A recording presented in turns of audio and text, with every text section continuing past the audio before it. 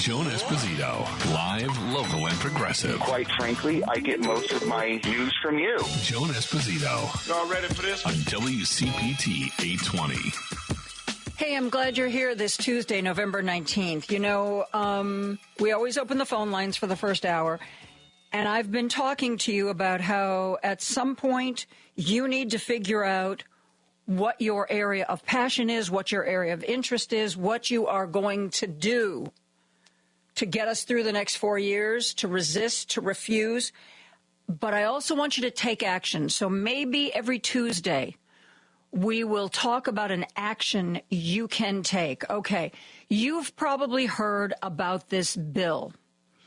It started off with a lot of bipartisan support. It's H.R. 9495. Easy to remember, 9495.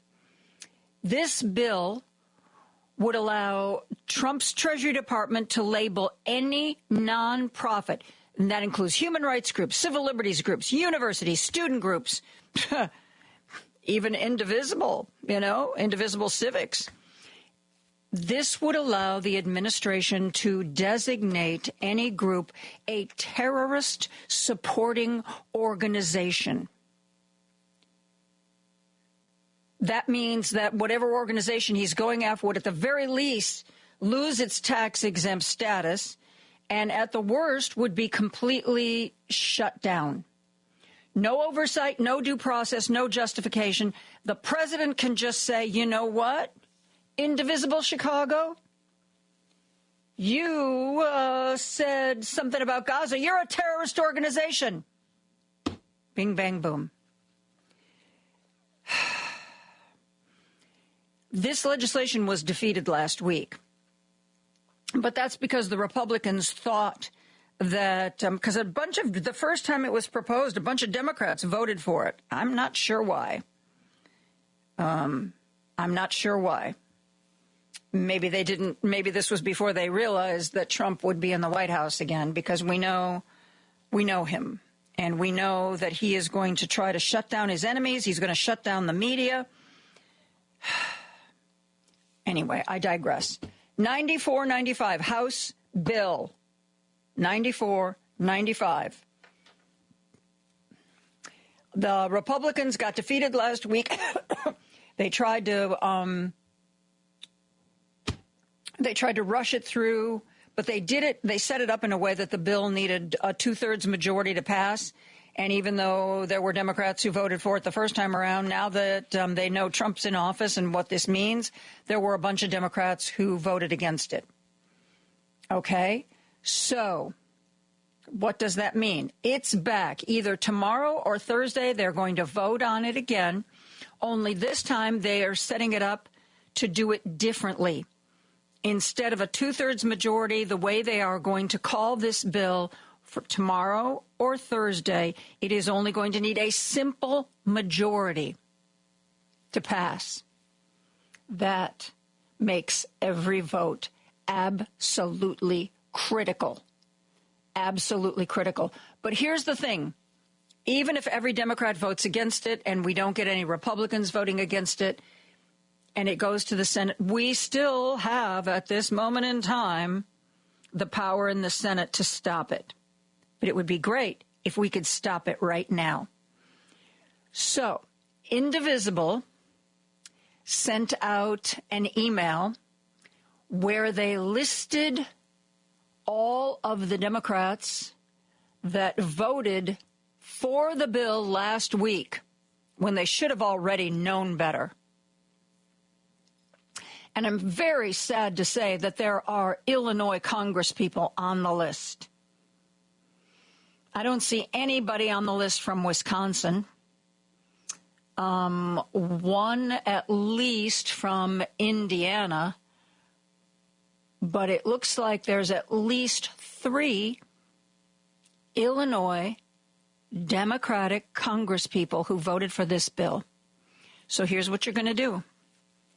If I'm going to name the names, and if that's your congressperson, if you don't already have, every congressperson has a local office and a Washington, D.C. office. They're in D.C. now, so I would say call D.C. That's what I did. Why did I do it? Because one of the people who voted for the bill last week was Brad Schneider, and I'm in Brad Schneider's district. So this morning, I called Brad Schneider's Washington, D.C. office, and I just said, my name is Joan Esposito. I'm a constituent in Brad Schneider's district, and I want him to vote against House Bill 9495. And the aide who was answering the phone thanked me for that, asked if there was anything else I wanted to add. I said, yeah, I want to know why he voted for it last week. And she was like, okay, I will make a note of that. So if you are represented, if you live in Illinois' 13th district, Nikki Budzinski, last week, Nikki Budzinski voted for this bill. If you are in her district, Google, go to your Googles, go to DuckDuckGo, go to whatever search engine you use, and type in Nikki Budzinski, Washington office. And of all the things that come up, I guarantee you something that comes up will have her Washington, D.C. office number. It is not scary. Call the number and just say, here's who I am. I live in the 13th district. I don't know why Nikki voted yes last week, but tomorrow or Thursday when this 94-95 comes back up again, I want her to vote no. That's all you have to say. They will be very polite. When I've called before, sometimes they ask for my zip code because I don't know. They want to make sure that you indeed are one of their voters. But this time, Brad's office, they just took me at my word. They didn't even ask, where I lived. So, maybe they'll say, what's your zip code or what town do you live in, just to make sure you are indeed one of the voters. That's okay. Just share that. So, Nikki Budzinski, Brad Schneider, and Eric Sorensen. Eric Sorensen just had a tough fight on his hands. Eric Sorensen last week, that is, by the way, Illinois District 17, voted for this. If you live in the 17th district, I want you to get on the phone and call Eric Sorensen's Washington office and say, I don't know why the heck he voted yes on 94-95 last week, but I want him to vote no when it comes up tomorrow or Thursday. They pay attention to those phone calls like nobody's business. And they get enough of them, and I guarantee you it will have an effect on how they vote. Like I said, I didn't see anybody from Wisconsin on this list of people who last week voted for this. I see one representative. If you live in Indiana's 1st District, Bobby, I don't know if this affects you, Frank Mervan, M-R-V-A-N, he voted yes last week. Frank Mervan, if you live in Indiana, call Frank Mervan's D.C. office and say, what the heck are you doing? Don't do this. Okay. No Wisconsin. That was the only Indiana. There are a few Michigans. Debbie Dingell in Michigan voted yes last week. I mean, I don't understand what the thinking was, how this was sold. In Michigan's 3rd District, Hillary Scholten voted yes last week. Alyssa Slotkin, who just got elected to the Senate, but she's still in Congress. She voted yes last week. Get your dialing finger out and make your voice heard. This is your action for Tuesday. We may still go down to defeat, and we may still need to have this rescued in the Senate, but we shouldn't go down without a fight. We shouldn't just roll over. And you know what else? If this does, even if it does pass in the House, it will be by a very, very, very slim margin. It will not be something that Senate Republicans can say, oh, look, people voted overwhelmingly for this, so we can just rubber stamp it. No. They're going to say, ooh, this was a hot potato. We better think for a very long time about this one. So that's it. Action Tuesday, and there's your action. If I mentioned your congressperson, look up their number. And you know what? Save the number, because we are going to be very active during the Trump administration. We are going to make sure that our congresspeople know how we feel. So I'm going to try to pay attention to the important bills, and I will tell you what they are and what the numbers are, and you can make your calls, okay? Let's take a break. We're going to, the phone lines are open, 773-763-9278, 773-763-9278. Phone lines are open. We're going to take your calls, and I'm going to share some other stuff with you as this wonderful Tuesday, November 19th, progresses. Be right back. Amy Goodman reports on the news stories rarely covered by the corporate media. Democracy Now! The UN's Humanitarian Affairs Office warned Palestinian children are at high risk of injury or death from unexploded ordnance left after more than 13 months of Israeli attacks. 8-year-old Mohammed Karmash, this is his mother. No one was there to tell him that these are explosives that the Israelis throw. Democracy Now! Weekday evenings at 10 on WCPT 820, Chicago's Progressive Talk.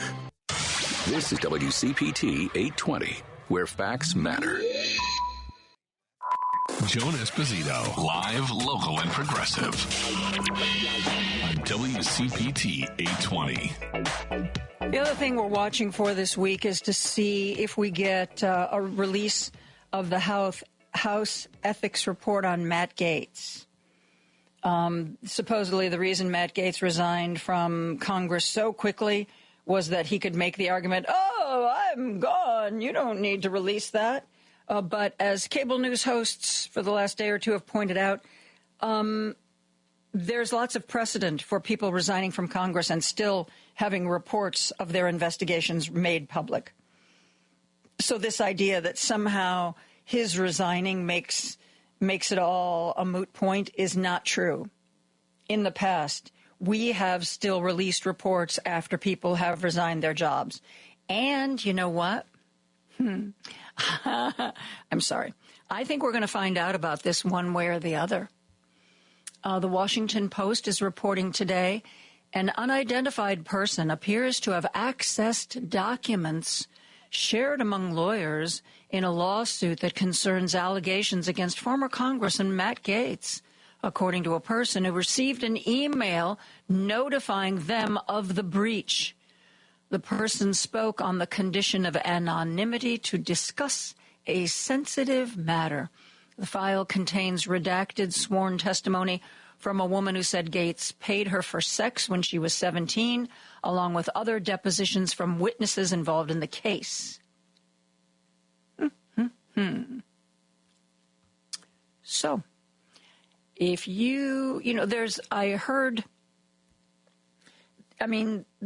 this ethics investigation into Matt Gaetz was not done by one person under a cone of silence. It was done by several people.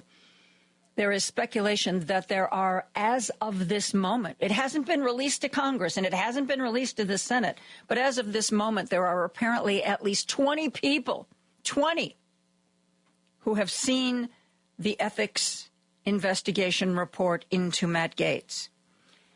Honestly, folks, do you think it ain't going to be leaked?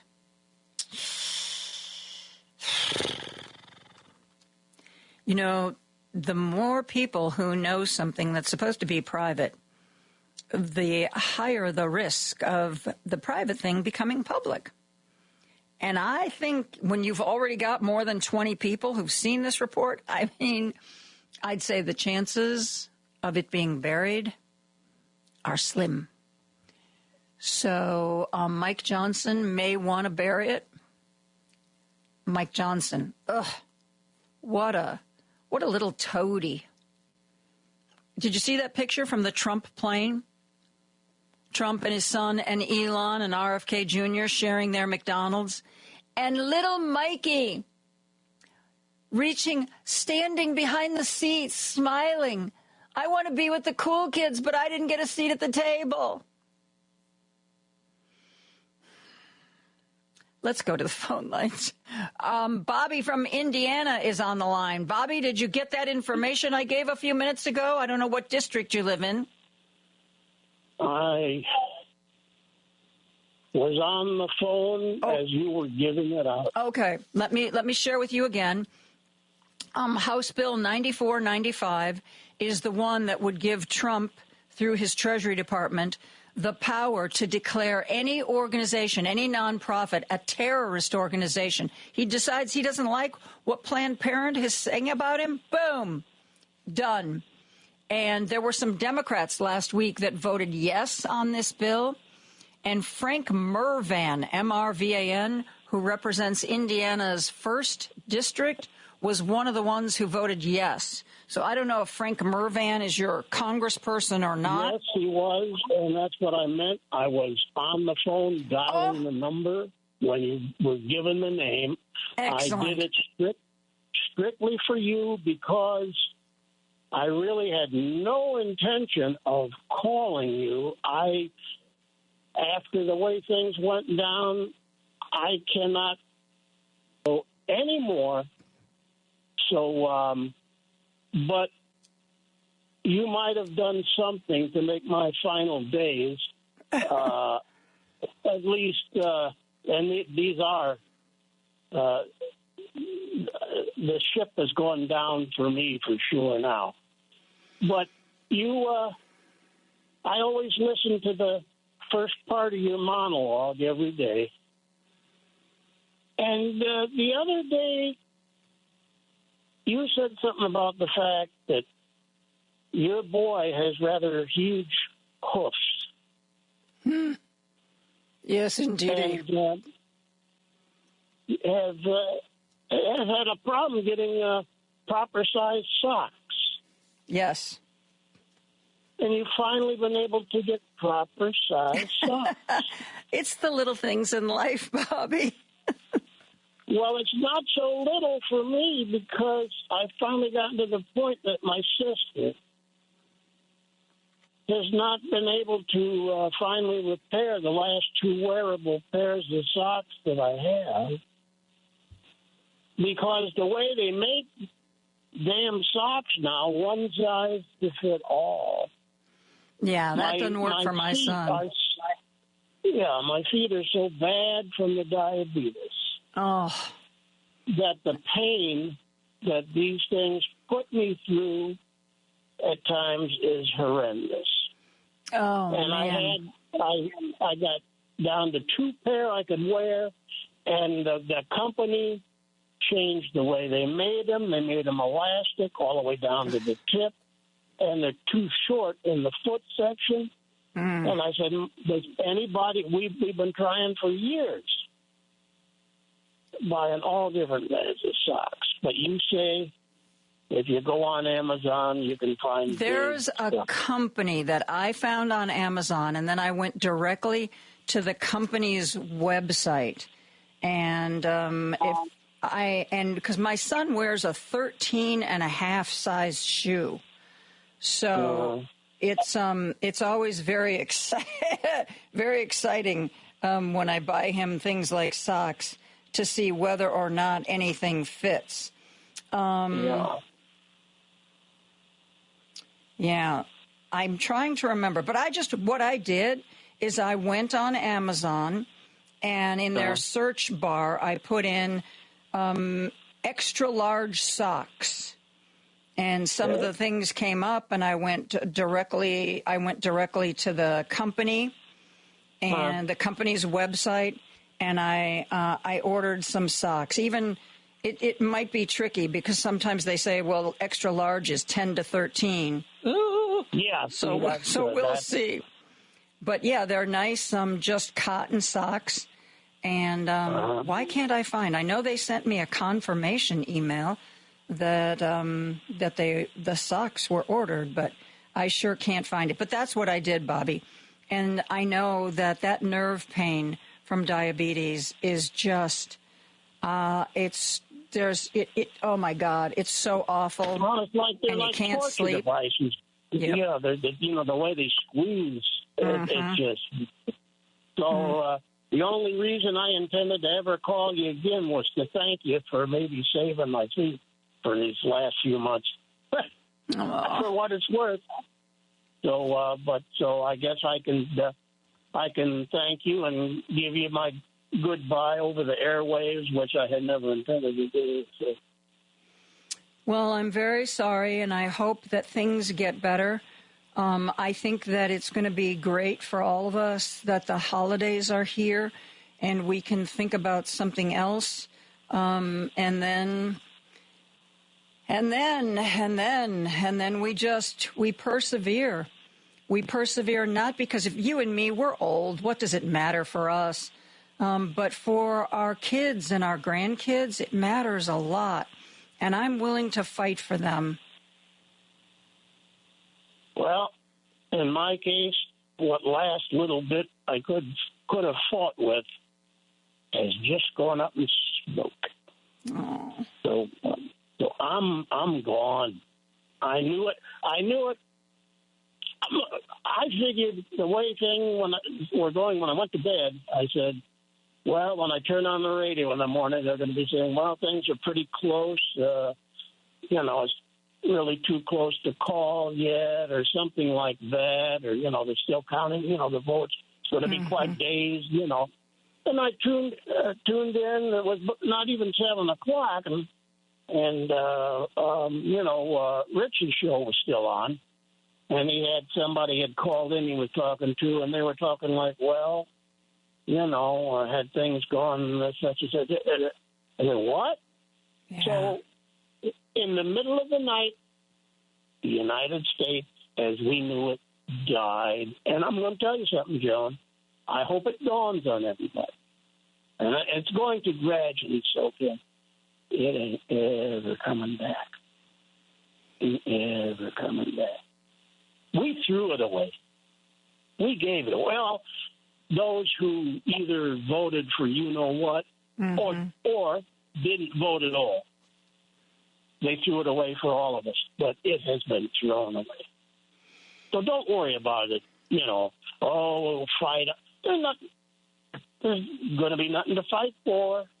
Believe me, they're already setting it up. The destruction has already begun in total. So they're you know what, Bobby? You do whatever you need to do to find your joy. And when you're ready to get back into it, I'll still be here. I'll be here waiting for you, okay? I found the name of the sock company. It's called Closemate, Closemate, Closemate. I don't know what that's supposed to mean. Wait a minute. It's close, like in near, Close, mate. I got to get a pencil here, and I'm going to write that down. Okay. What? And I got to get a paper. That's the company that sells, one of the companies that sells Giganto socks, which are what? Close Mate.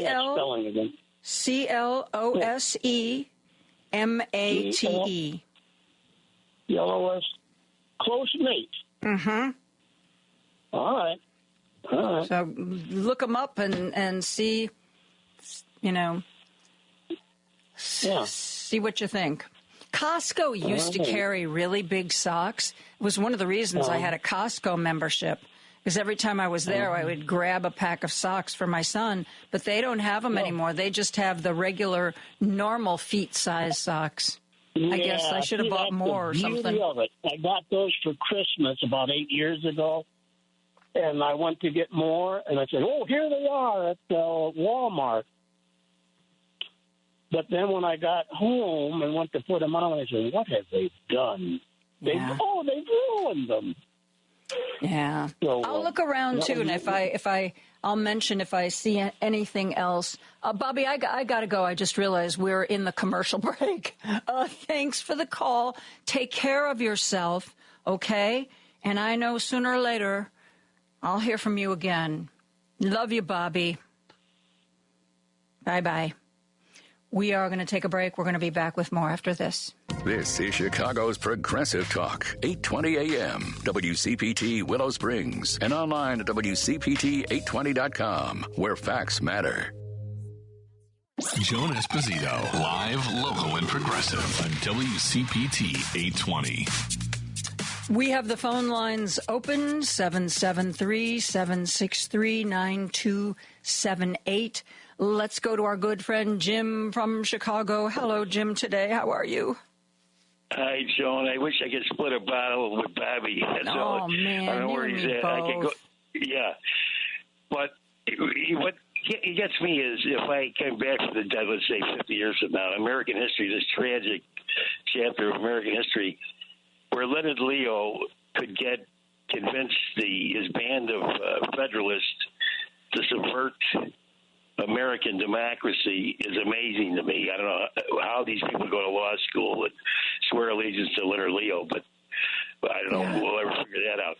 The other one is the Heritage Foundation, the Libertarian to the Koch brothers, how they have such an animosity toward democracy is amazing to me also. And to get a Project 2025 across is breathtaking. And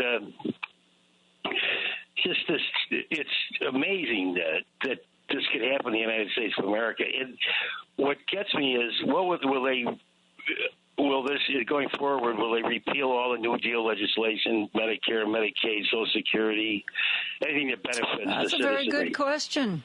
That's a very good question because they're already looking at things like that to finance their tax cuts, and they're not trying to hide it. They're not trying to be subtle about it. They're announcing it. We're looking at Medicaid. We are looking at food stamps. We are looking at other what they call safety net programs, because we think that And what is it they're saying? I saw today. It's like it's supposed to be like a handout, not a way of life. Implying that somehow people who need food stamps and can't seem to get a job that pays enough to feed their kids, they're somehow gaming the system. That's what they're doing. They're gaming the system. But, Joan, they've been arguing that for a century. I know. You go back to Harding, you go back to Hoover, go back to centuries ago when the populace you always argue that you can't give them anything because you'll make lazy bums out of the people. Mm-hmm. If you give them any food, you'll make lazy bums out of it. But give them a kick. Give them a kick. Make them get up. But Joe, those are the people that have money. Of course. And my favorite, Jim, is when it's somebody who was born into money. What do they say? Was born on third base and thought they hit a triple. Then these somehow even if it was just an accident of birth, the fact that they had that accident of birth convinces them that they're smarter, they're better than the people who struggle, because there's so much opportunity out there. I just don't understand why they don't take advantage of it.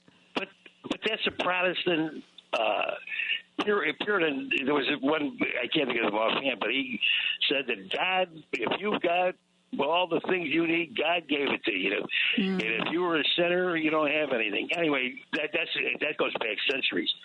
But in this case, how we get back to a democratic country is what I'm concerned about.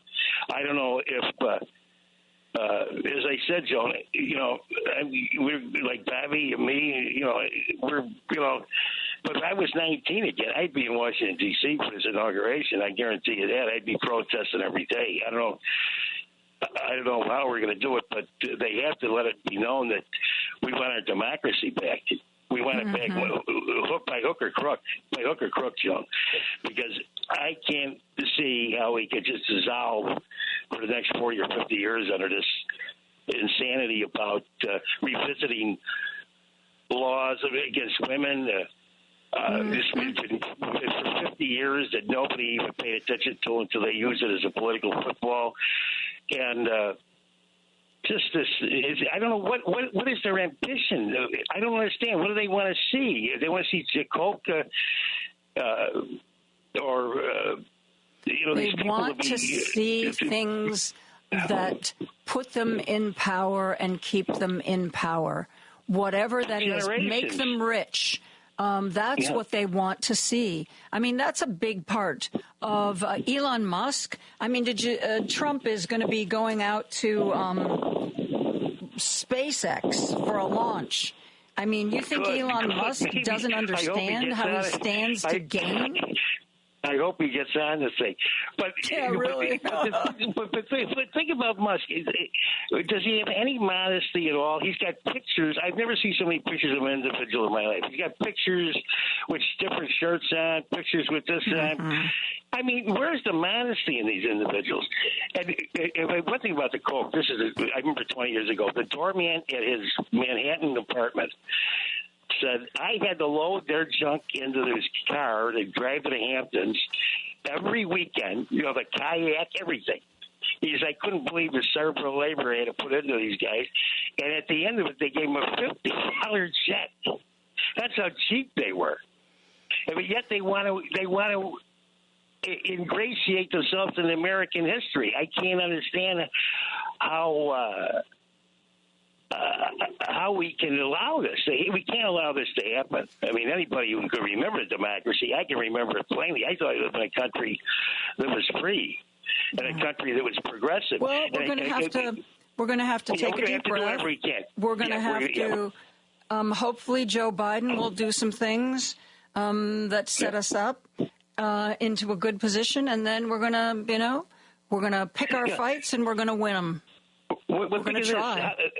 How about Trump extemporaneously speaking to Putin and Zelensky? Can you imagine him in the room? They'll never record that conversation. Oh, no, he didn't let that happen. They'll never record it. Remember the time he met privately with Putin with only a translator, and then when it was finished, he made the translator give him the notes so he could destroy them. Oh, yeah. Oh, God. Between him and Tulsi Gabbard, whoo! Oh, yeah, what a crowd. We're going to be speaking Russian at the end of 2 years. Oh, I know. How about his son-in-law? His son-in-law goes to that murder in Saudi Arabia. It takes $2 billion, unexplained. Nobody will ever explain it. He's supposed to be a financial genius. These financial geniuses are getting to me, Joan. But I'm going to, whatever I can do, I'm going to do it, because I can't just lay back and just take this.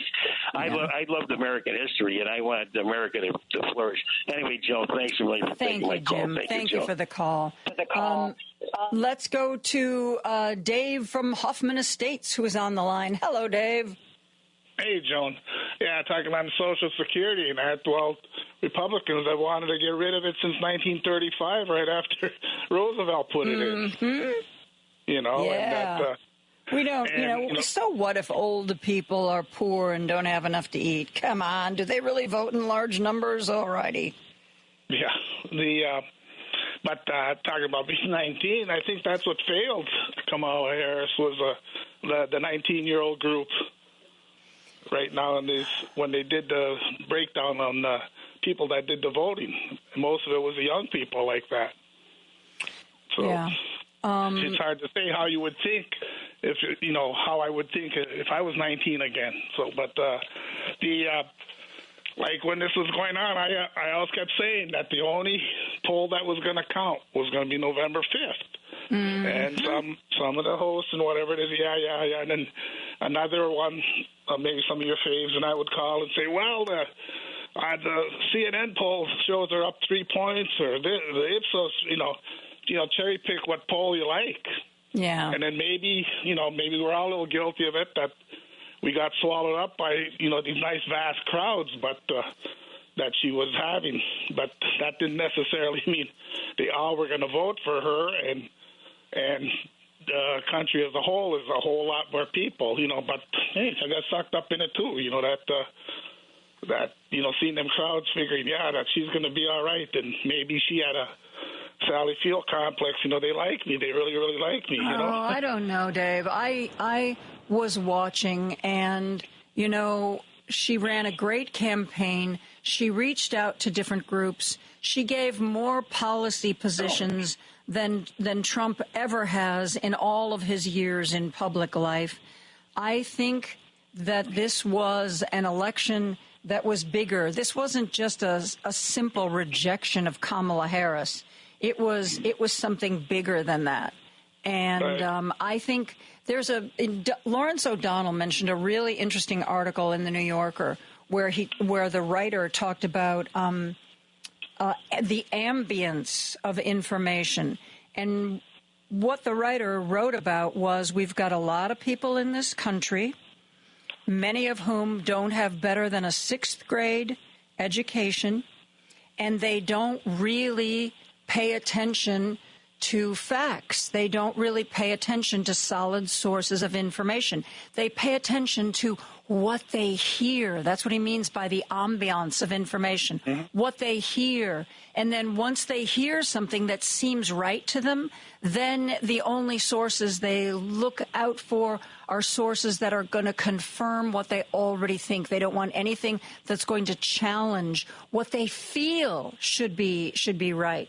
It's terrifying. It's really terrifying. Our public is kind of stupid because you look at Bush got put in twice. Junior Bush, he got put in twice. W. And same thing, a rich frat boy. And then now you got Trump. Same thing. Now he, weaseled it along, and like Kamala was refreshing. I mean, that it was classy, wasn't totally burning and insulting and stuff. I mean, that was a nice breath of fresh air, to be sure, but wasn't meant to be, I guess. But when Trump goes in for the oath, on the election day, do you think he's going to be kind of like out of Godfather 2 when Michael Corleone went to his sister's the baptism where he decided to be the godfather to her child? Well, and here's all of what I hope. People are talking about a women's march or a protest. I hope that nobody goes to Washington. I hope he has an inaugural crowd that's smaller than the crowd he had in 2016. That's what will really hurt him. He doesn't care about protests. He doesn't care about that sort of thing. He wants a lot of people there. And except for that core group that drove around the country to go to all of his rallies, I think it's going to be a small crowd. And I also think because of the way he is, I think that there are going to be groups that are more than happy to self-identify as white supremacists, Christian nationalists, and Nazis. You just wait and see how many Nazi flags we are going to see on Inauguration Day, unless Susie Wiles, his chief of staff, is smart enough to make sure that the campaign doesn't have anything like that in the audience that they can be tied to. She might be smart enough, but he won't be. Dave, I got to go to a break, but I thank you for the call. We are going to take a break. We are going to continue to take your calls, 773-763-9278, up until 3 p.m. today. Be right back. You're listening to WCPT 820, because facts matter. Joan Esposito, live, local, and progressive on WCPT 820. We spend the first hour of every day talking about the news and taking your calls. It is Activist Tuesday. Please call your congressperson and make sure that they vote against House Bill 9495. That vote going to happen tomorrow or the next day, because that bill would give Trump the power, without consulting Congress or anybody else, to declare any nonprofit a terrorist organization or an organization with terrorist ties and shut them down. And, while goodwill may escape his wrath, what do you think about Planned Parenthood? How long is it going to be before he finds an excuse to go after them? Okay, I wanted to share with you, we've been talking about Matt Gaetz and other insults to our intelligence. But I wanted to share something with you. You remember how Lauren Boebert, the crazy woman from Colorado, the one who got thrown out of a performance of Beetlejuice because she was vaping and also getting frisky with her date who was getting frisky with her? That Lauren Boebert. She knew that she didn't have a chance of getting reelected in her Colorado district, so she moved. She moved to a district where a Republican was retiring, and it was a very red district. If she could just get through the primary, she was all but guaranteed of getting reelected to Congress. Well, that's what she did. She moved over there,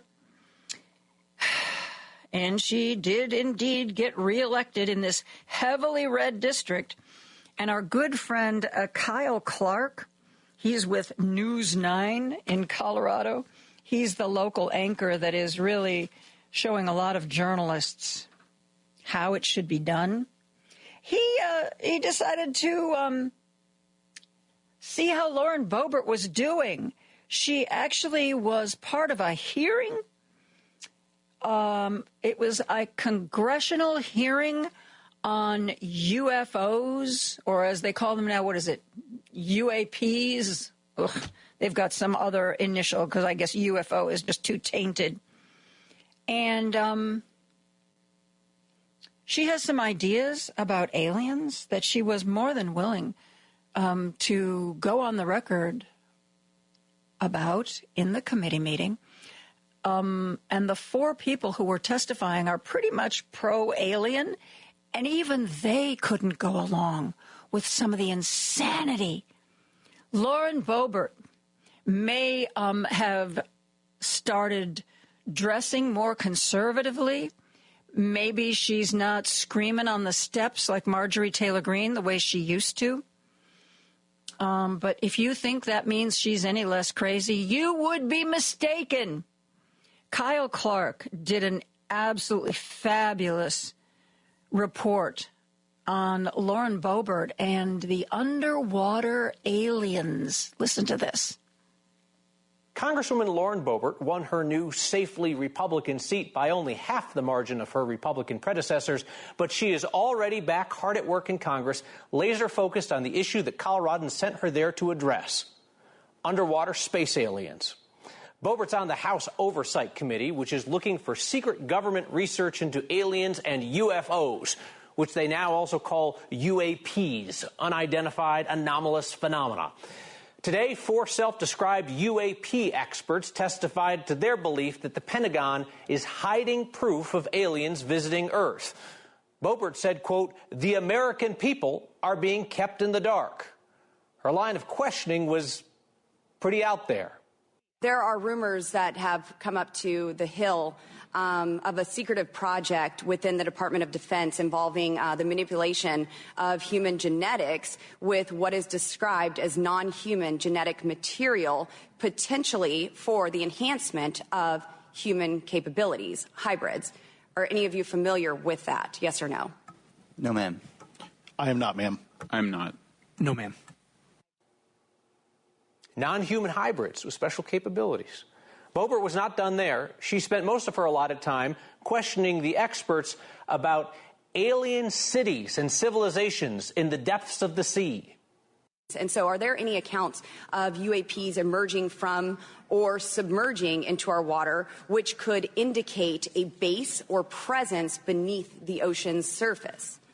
I don't know about a base, but, as I mentioned, I had a different source entirely describe this pretty extraordinary footage that exists of orbs, of an orb coming out of the ocean and being met by another orb. And it seems like there's still some questions that we need answers to, and we will not relent until we get those to the American people. Boebert clearly left the hearing without her answers on aliens, but said that she is looking forward to working with the incoming Trump administration. to get to the bottom of this alien hybrid human thing and those underwater alien cities. So there's that. You know, there's going to be a lot of dark stuff coming out of this administration. But I think we have to take our joy where we can find it. Now, remember, that was not put together by The Onion. That was not a joke. It wasn't satire. It wasn't a video from Funny or Die. It was a congressional hearing. How about those human hybrids? Do we believe there's a base under the sea? Could aliens have a base under the sea? Lauren Boebert strikes again. Let's go to the phone lines. Ron is on the line from Chicago. Hello, Ron. How are you? Oh, I'm getting better by the day. Good. Yes. Slow. It's a slow process, isn't it? Yes, it is. And this Elon Musk, he has his plans for the DOGE, and he's looking for employees, and the qualifications are you have to have a high IQ, and you have to be willing to work long hours for no pay, because the DOG is not an official agency. No, it's not. And people are talking about it and writing about it like it is some cabinet level position. It's an advisory committee. He took Vivek Ramaswamy and Elon Musk and put them on a little committee where they can't hurt anybody. Oh, that's right. Government waste. You go after it. You go after it. I'm so proud of you. Ugh. And also, a couple weeks ago, Donald Trump was selling us Bibles through on the TV, and now he wants to have Matt Gaetz as Attorney General. So what is wrong? What is wrong with this picture? Everything is wrong with that picture. Absolutely. And, you know, some senators and some political types said, oh, you know, this is just a ruse. He doesn't really want Matt Gaetz. He's just going to pretend he wants Matt Gaetz so the Senate can say no to one of his picks, and then they'll roll over on everything else and everybody will be happy. But Donald Trump is not letting go of Matt Gaetz. I mean, he's really not. He is, he continues to profess that he is all in on Matt Gaetz and that he better get seated as Attorney General. It's going to be interesting to see whether or not the Republicans in the Senate find their courage and say, you know what, we will probably, okay, all of these folks you want, but there need to be hearings. We need to have confirmation hearings, and then don't worry, Donald, we'll vote for them. But, you know, you can't make us look impotent, and that is exactly what he wants to do. He wants them to roll over. He wants them to be embarrassed. Yeah, we'll see what kind of information comes out about Matt Gaetz in a couple of days. So. Yep. Yep. All right. Thank you. All right. Thank you, Ron. Let's see. Do I have time? I think I do.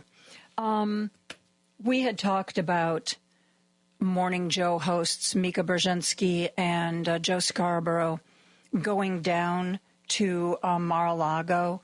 And there, you know, it was like, well, you know, why wouldn't we? You know, he's the president, and we should have a dialogue, and he should be able to talk to us. We should be able to talk to him. Okay, that's not how most of the world sees it. Most of the world sees it as them going down there to kiss the ring. But listen to this: after they went to Mar-a-Lago, this is what Donald Trump posted. They were like, "Oh, the meeting was great. The meeting was great." Here's what Donald Trump had to say after they left. This morning, Joe and Mika, who owe their careers to me, went on their show and claimed to have met with me. They made it sound like we had a summit. The truth is, Joe begged to meet with me after our big win. And when I finally agreed, he approached me like a scolded dog. he should consider himself lucky that I didn't have him thrown out of beautiful Mar-a-Lago. Mika was charming as usual. That's the thanks that they got for this supposed outreach to create a dialogue, create a path where there can be a conversation. I don't know if they realized what a storm that visit would create. They are being criticized by politicians. They are being criticized. Jon Stewart did a big thing about them. Keith Olbermann, they are really blowing it up. I hope whatever access they felt that they got was worth it, because a lot of people are saying that they're not going to be watching Morning Joe anymore. And the way I feel right now, that sounds pretty reasonable to me. Even Katie Fang, who is a lawyer and a legal analyst and does some anchoring on MSNBC, she posted, "You should never normalize Trump, period." She didn't call them out by name. Let's take a break for news, and we'll be back with so much more right after this. You're the only voice of reason on the radio. You give me hope. Having listened to you every day. Thank you for your clear insight. Always felt a little bit smarter. I listen to you every single day. I keep coming back to this station, and thank you for what you do. On WCPT 820, Chicago's Progressive Talk. Alexa, play WCPT. WCPT from TuneIn. Joan Esposito, live, local, and progressive. On WCPT 820. Before we continue on our day with our guests, CNN is reporting that Mehmet Oz has been chosen to lead the Medicare and Medicaid programs going forward, continuing Donald Trump's predilection for TV people. He loves those TV people. We can't get enough of those TV people.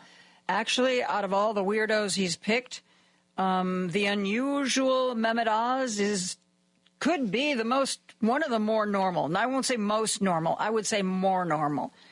Whew.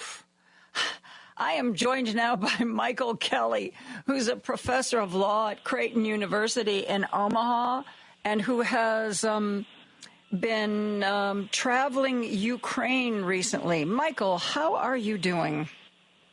Hi, Joan. I'm doing well. How are you? You know, Michael, if we could get you a television show, you could potentially turn that into a very high-ranking government post. What do you think? Well, yeah, you should feel lucky he's not going after radio people. Yeah, people have said that to me. Are you worried?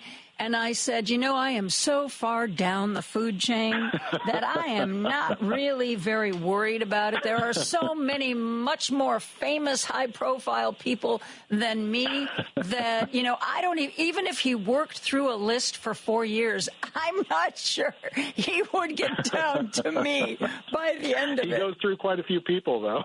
He does. He absolutely does. So, Michael, tell me about this trip to Ukraine that you did, just last month?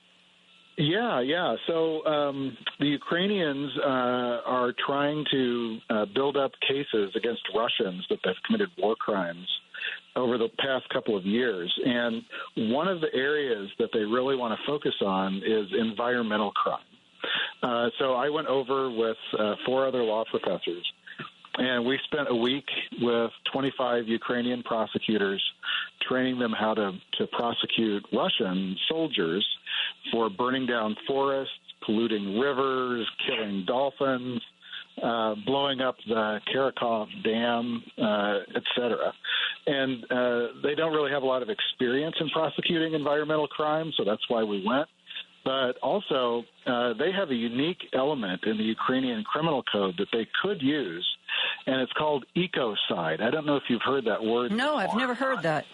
But it's really, laying waste to an entire habitat.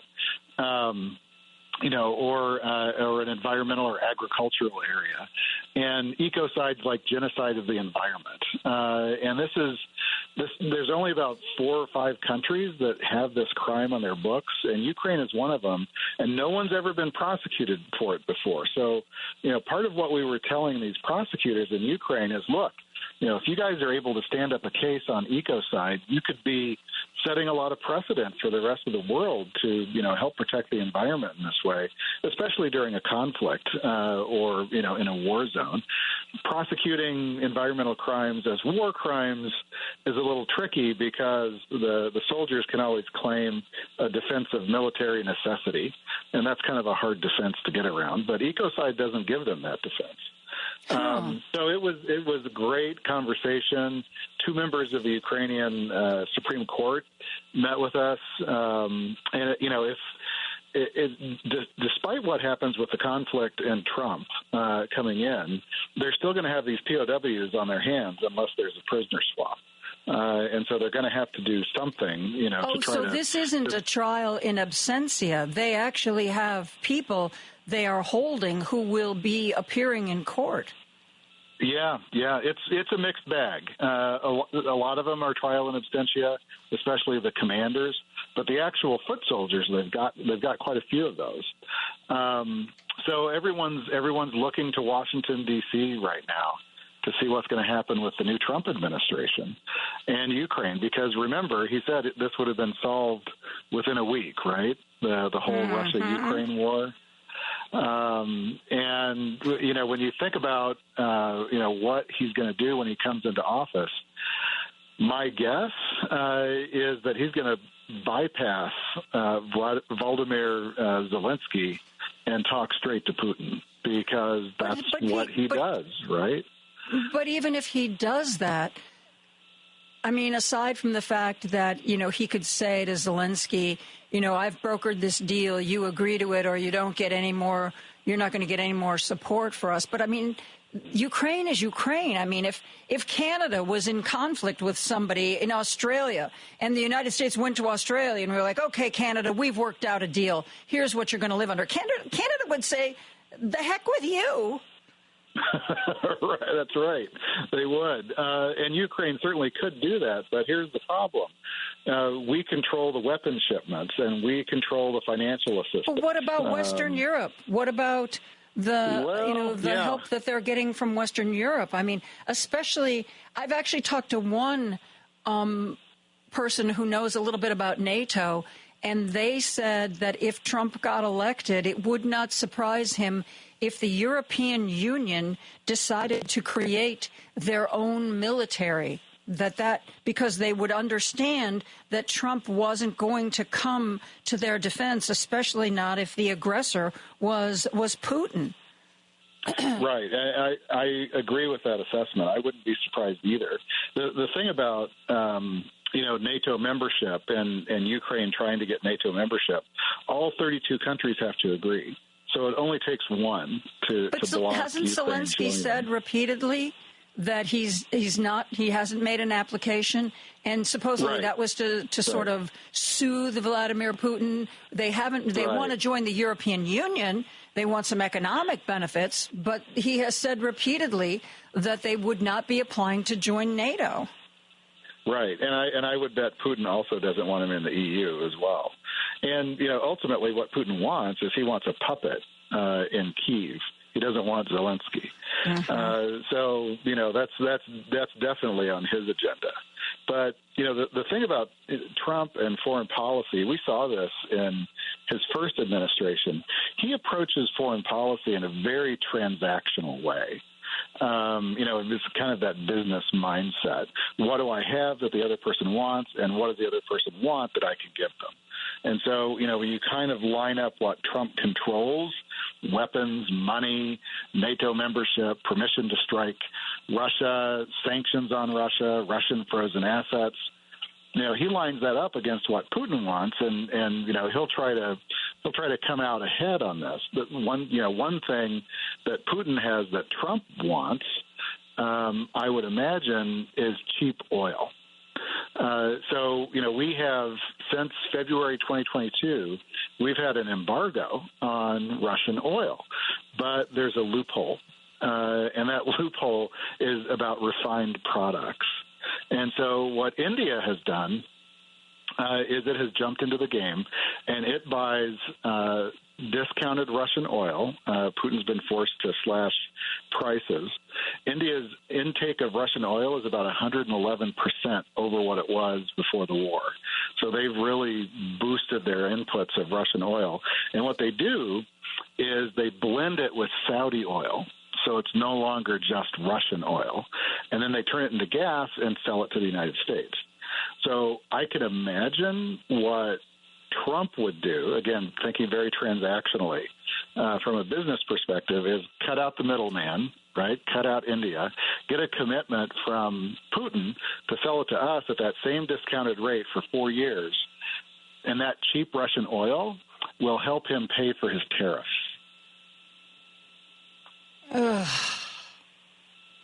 He can't pay for the tariffs with the money that he will make on the taxes on the tariffs. But wait, Michael, didn't you hear?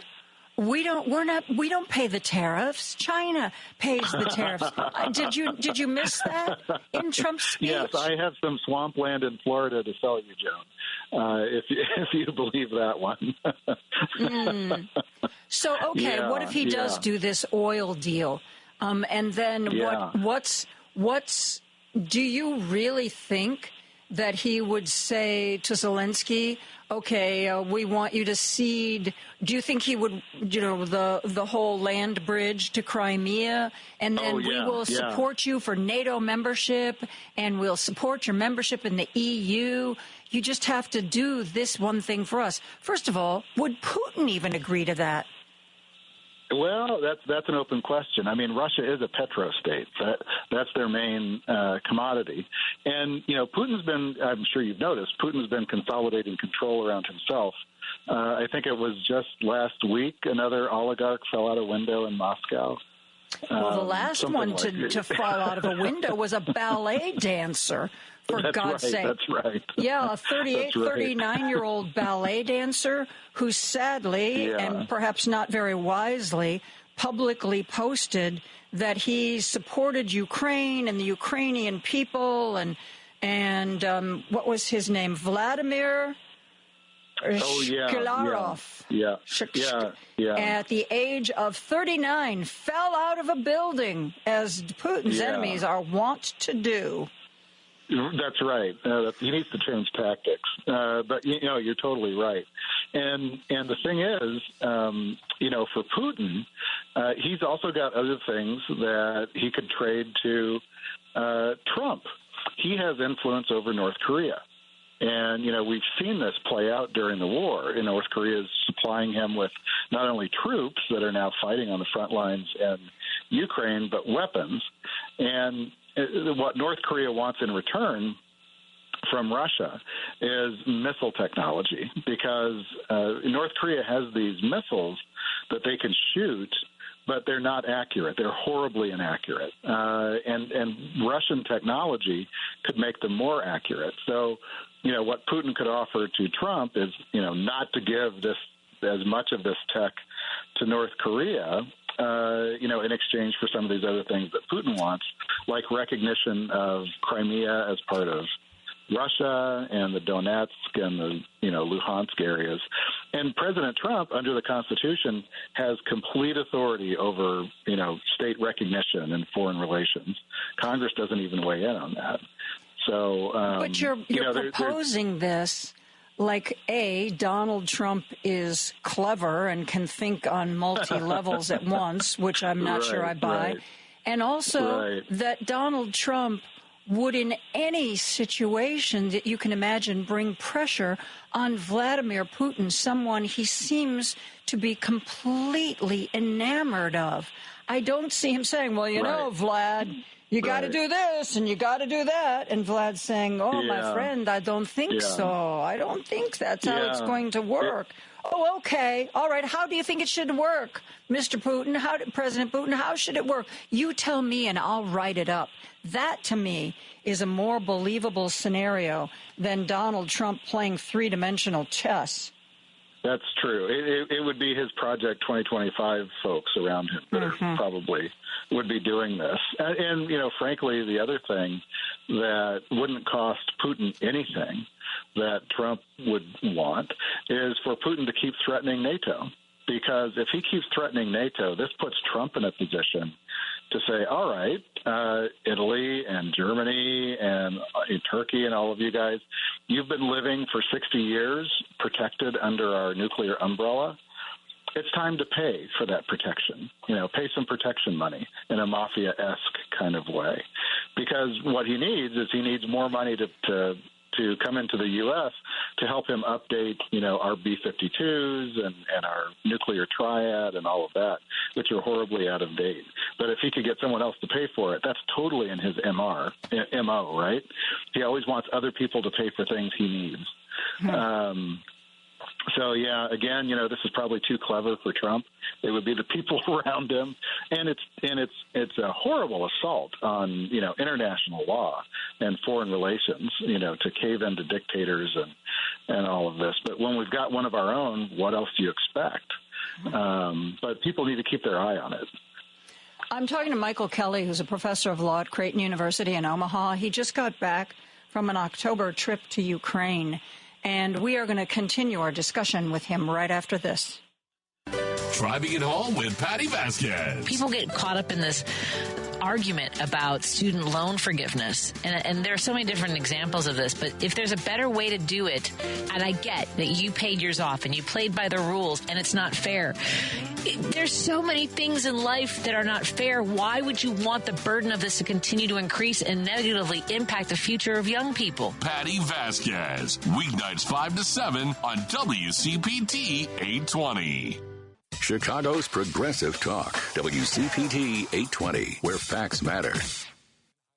Joan Esposito, live, local, and progressive on WCPT 820. I'm talking with Michael Kelly, who's a professor of law at Creighton University in Omaha, and he just got back from Ukraine, where he was training Ukrainian prosecutors on how to bring environmental crimes cases. So we've been talking about the whole situation with Putin and Ukraine and Western Europe and all of the permutations. Michael, right after Trump was elected, something really weird happened. There was this big announcement that Donald Trump had called Vladimir Putin and said, don't you escalate things in Ukraine. Don't do it. And everybody was like, okay. And then within hours, within like 5 or 6 hours, all of a sudden it was like, that didn't happen. I'm sorry, there was no phone call. And even Vladimir Putin came out and said, I didn't talk to him. What the heck was that? Some staff member thinking, how can I make Donald Trump look good? I know. We'll put this news out, and Vladimir Putin will never contradict us, right? Except he did. Yeah, and you're going to see more of this because lies? Unlike in absolutely, unlike in the first Trump administration, which had its own new threshold for lies and untruths and false facts or whatever it was Kellyanne Conway called it, I can't remember. Now you're in Trump 2.0, he surrounded himself, with people who are like him. And so, if he's the one who's role modeling, lying every day about everything, it's not surprising that they do that too. They're probably just not as deft at not getting caught at it, or not having the Teflon skin that it bounces off of. But you're totally right. They saw this, as a way to say, he's engaging already, even before he takes office, on the world stage. And it just wasn't true. One thing that may play out, though, when he gets into office, you may have noted that he got a very quick congratulatory phone call from Benjamin Netanyahu in Israel right after he won the election. And he and Netanyahu have had, warm relations, and then they were a little frosty for a while, and now they seem to be warming up again. This is another thing that he and Putin can talk about, because the United States can lean on Israel and Russia can lean on Iran in different ways. These are client states of these two big powers.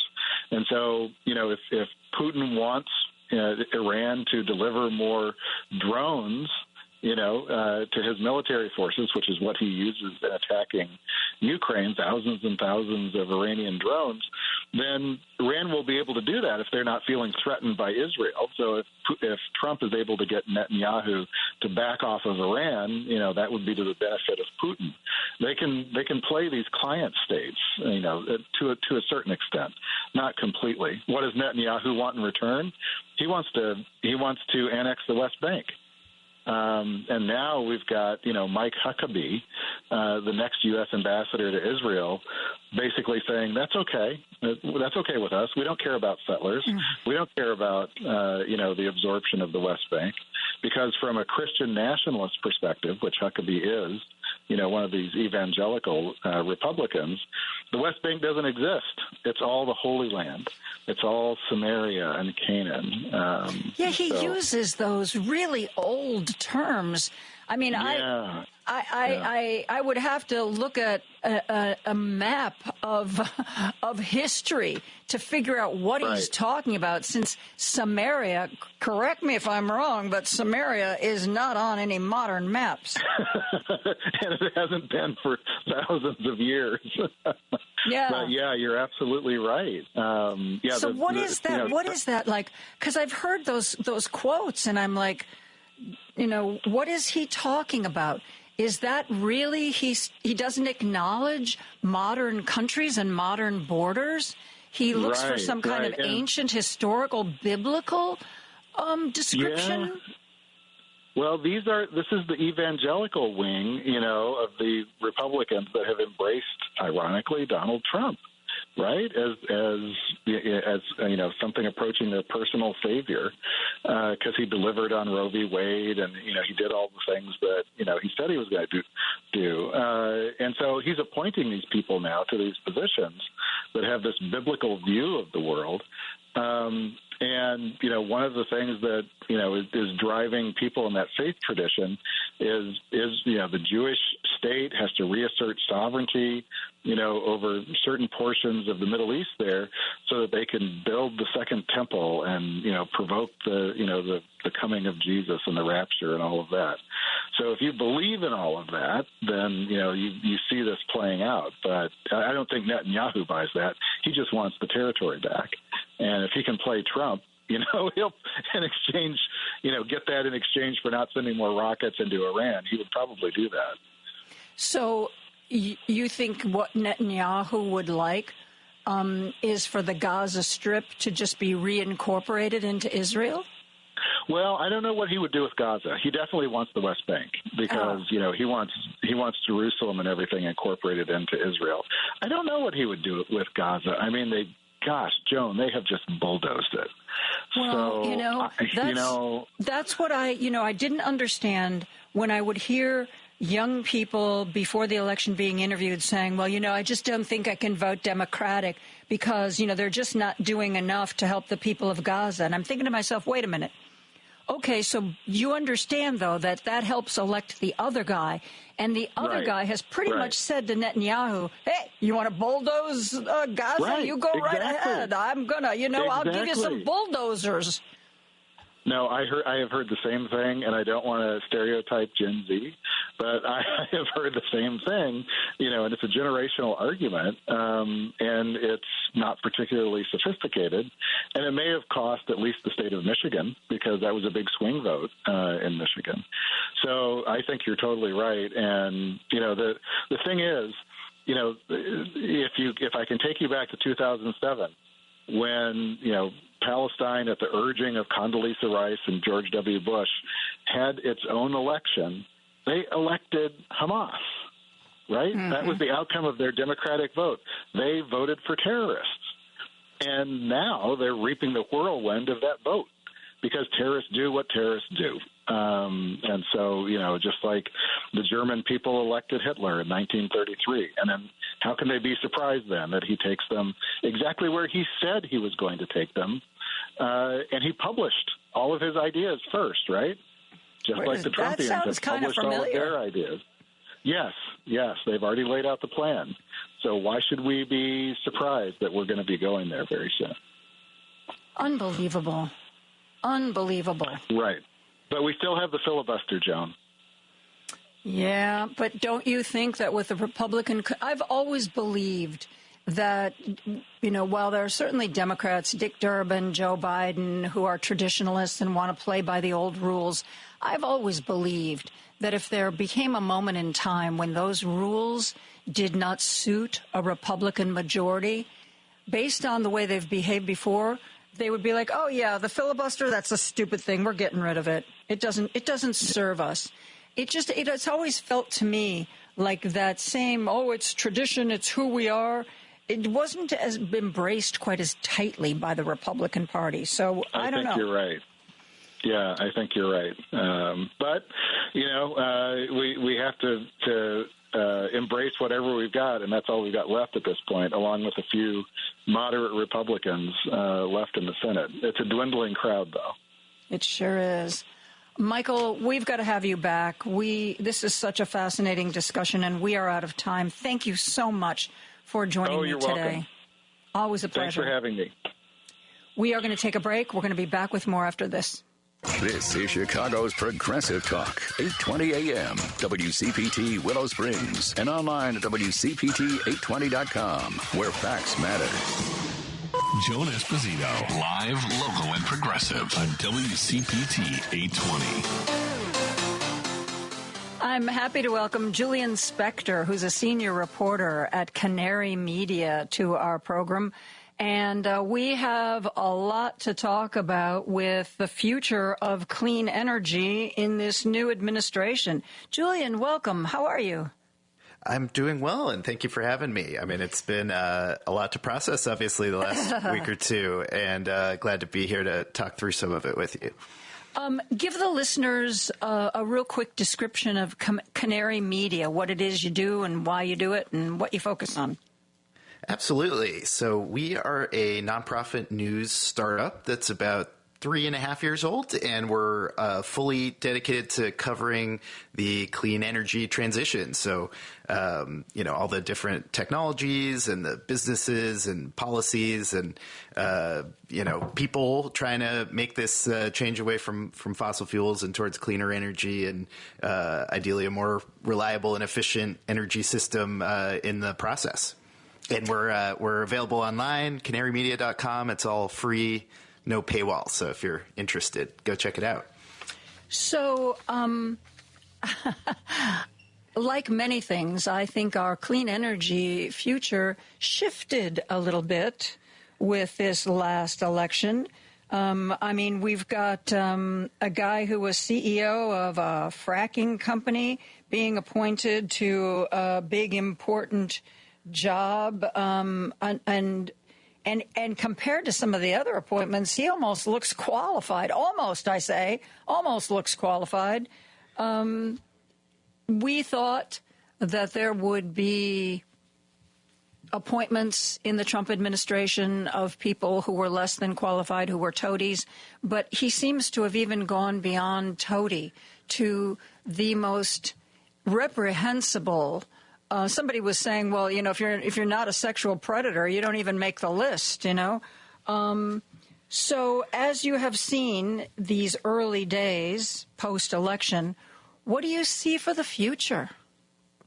Yeah, well, it's there's not a lot of certainty yet because we're just so early on in this process. I mean, you were referencing the pick for DOE, Department of Energy, Chris Wright, who is, a fossil fuel executive. And I was just watching a sort of, I guess, speech he gave on his LinkedIn profile that talks through this whole spiel about the term carbon pollution shouldn't be used because carbon's actually really good for life on Earth, and it's wrong to say that's a bad thing. And basically, his worldview seems to be very much that we shouldn't worry so much about climate change, and fossil fuels are great, dense energy sources that have lifted people out of poverty and that kind of thing. And he seems pretty skeptical of the value of the clean energy technologies that have really been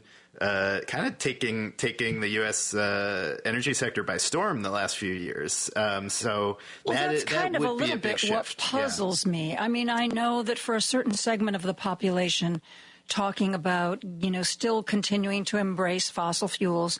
And there are segments of the population that's a very popular idea with. But there's so much economic benefit to some of these other technologies, like solar panels. And it's clearly, whether, we want to go there right away or not, it's clearly the wave of the future. For economic reasons, if nothing else, you'd think that there would be, can we embrace both? Well, fossil fuels are great and we shouldn't get rid of them, but doesn't mean we can't walk and chew gum at the same time. Yeah, I have a lot of thoughts on that. So, first off, to kind of set the context in the U.S. energy, we really are walking and chewing gum at the same time. So under President Biden, we actually had record levels of oil and gas extraction in the U.S. He, didn't get credit for that, and I don't think he necessarily wanted credit for that because he is trying to, tackle climate change. But yeah, the U.S. has been producing more oil and gas now than any country ever in world history, and at the same time, we're installing way more clean energy than ever before. The place that's really become the biggest, most dynamic state level market for clean energy is Texas. Which is obviously didn't they in the last few years? Didn't the majority of the energy that fueled the state of Texas come from clean energy sources? I believe I read that. So I don't think they're at that level. I thought with wind and solar produced more power for them than fossil fuels. I'd have to check. I think there's certainly on certain days and certain moments, it's getting to the point where a lion's share of that can come from that. I'm pretty sure over the course of a year, it's still they're still doing a lot of gas. And there's a good chunk of nuclear production there too. But it's definitely of what's being built. It's really the vast majority of the new power plant capacity getting built across the country now is zero carbon. I think solar alone was supposed to be 60+% of all the new megawatts of capacity getting built this year. And then there's batteries that are coming in to store the solar and make it available at nighttime to deal with that whole sun going down thing that happens. So definitely across the board, it's really totally changed in the last kind of 5 years, certainly compared to 10 years ago. And Texas is building actually more of the large scale batteries and solar than just about anywhere else. That California's obviously been a leader on solar and batteries. And now there's some kind of neck and neck competition with Texas over who's building more in a given year. But that's to say, Texas is a famously free market kind of minimally regulated energy system. And the people there who are trying to make money are choosing solar and batteries and wind all over the place. So that's a really important context for you'll see people frame this as investing in clean energy drives up costs and kind of forces trade-offs that are unfair to people. And it's just generally a pretty outdated way of looking at it because, the actual prices are so low that you're generally saving money if you're building solar or buying the power from it. So that's important. I think another key part or sort of topic in clean energy to watch is the manufacturing side, which is something I've been reporting on a lot the last few years because we didn't really used to make much of the equipment in the U.S., like the solar panels and the batteries, many of which were invented here, and then we kind of pulled back on manufacturing policy and let that go overseas, and subsequently China became really dominant in a lot of the supply chains for these items. And when the Inflation Reduction Act passed, there were all these brand new incentives specifically for manufacturing and helping, if a factory makes a certain number of units in the U.S., they can get a tax credit for that. And then on the side of the developers building projects, they can get more tax credits if they buy solar panels made in the U.S. And so it's kind of both on the supply and the demand side. And so subsequently, there's been a lot of these factories opening. And I've been going around visiting them because they're often in places that are, voting heavily for Trump, it turns out. Georgia, South Carolina, Tennessee, there's some in Michigan, Pennsylvania. That's one area where I think there's some potentially more hope of continuity because there is such a strong alignment with at least what the Trump campaign has said they want to do in terms of bring back manufacturing and also strengthen the U.S. relative to China. And it turns out that's already happening thanks to these Biden-era policies, that the Inflation Reduction Act passed with only Democratic votes and, they did that through budget reconciliation and everything, and that's started to get these big factories opening up, and often in like small towns where it's kind of a huge boon for the local economy. And Julian, you said you've toured some of these factories. Oh, yeah. Can you walk us through what that's like, what you see, and what they're doing, and how big, and the people in them? Yeah, absolutely. Take us through it. So it's pretty neat to see because, I was sort of growing up in the era where it just didn't seem like we could really make anything in the U.S. anymore. Like you just heard about factories closing and moving overseas and kind of leaving the communities behind. And so now that's starting to reverse. And a big one that I went to is actually in Northwest Georgia. The town is called Dalton. I know Dalton, Georgia. You know Dalton? Oh, okay. Yeah, it's kind of up near Chattanooga, just near the border. A woman who used to be an anchor woman in Chicago and now does Inside Edition, Deb Norville. She was born in Dalton, Georgia, which I believe was also the carpet capital for a while.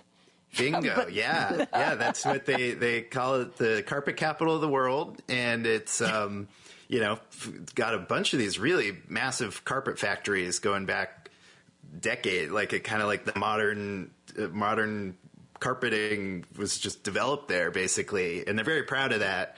And so it is, it's a town of like 30,000 people, but, there's more of a historic core and kind of, there's more resources there than you might expect from a town up in a kind of remote corner of the state because of this strong manufacturing history.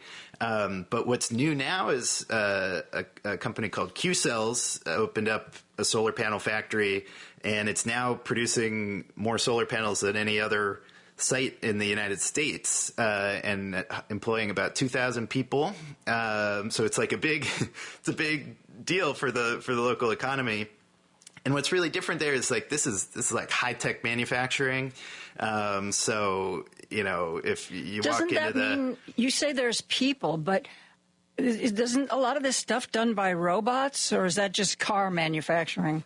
No, a lot of robots. Yeah. So it's a lot of robots, but it's really sort of a human robot interaction going on there, which I was wondering if people would feel weird about having the robots around, but actually what they do is really all the heavy lifting and kind of precise repetitive tasks are generally handled by robots. And then the people are there kind of like attending to the robots, and when the robots get stuck on something or get confused, they come in and troubleshoot it. And so if you imagine kind of walking into this big boxy factory, I think it's equivalent to like a couple football fields of square footage. I don't remember the exact size of it, but it's very big, kind of cavernous thing, but like pretty spotless, like bright, extremely clean, temperature controlled,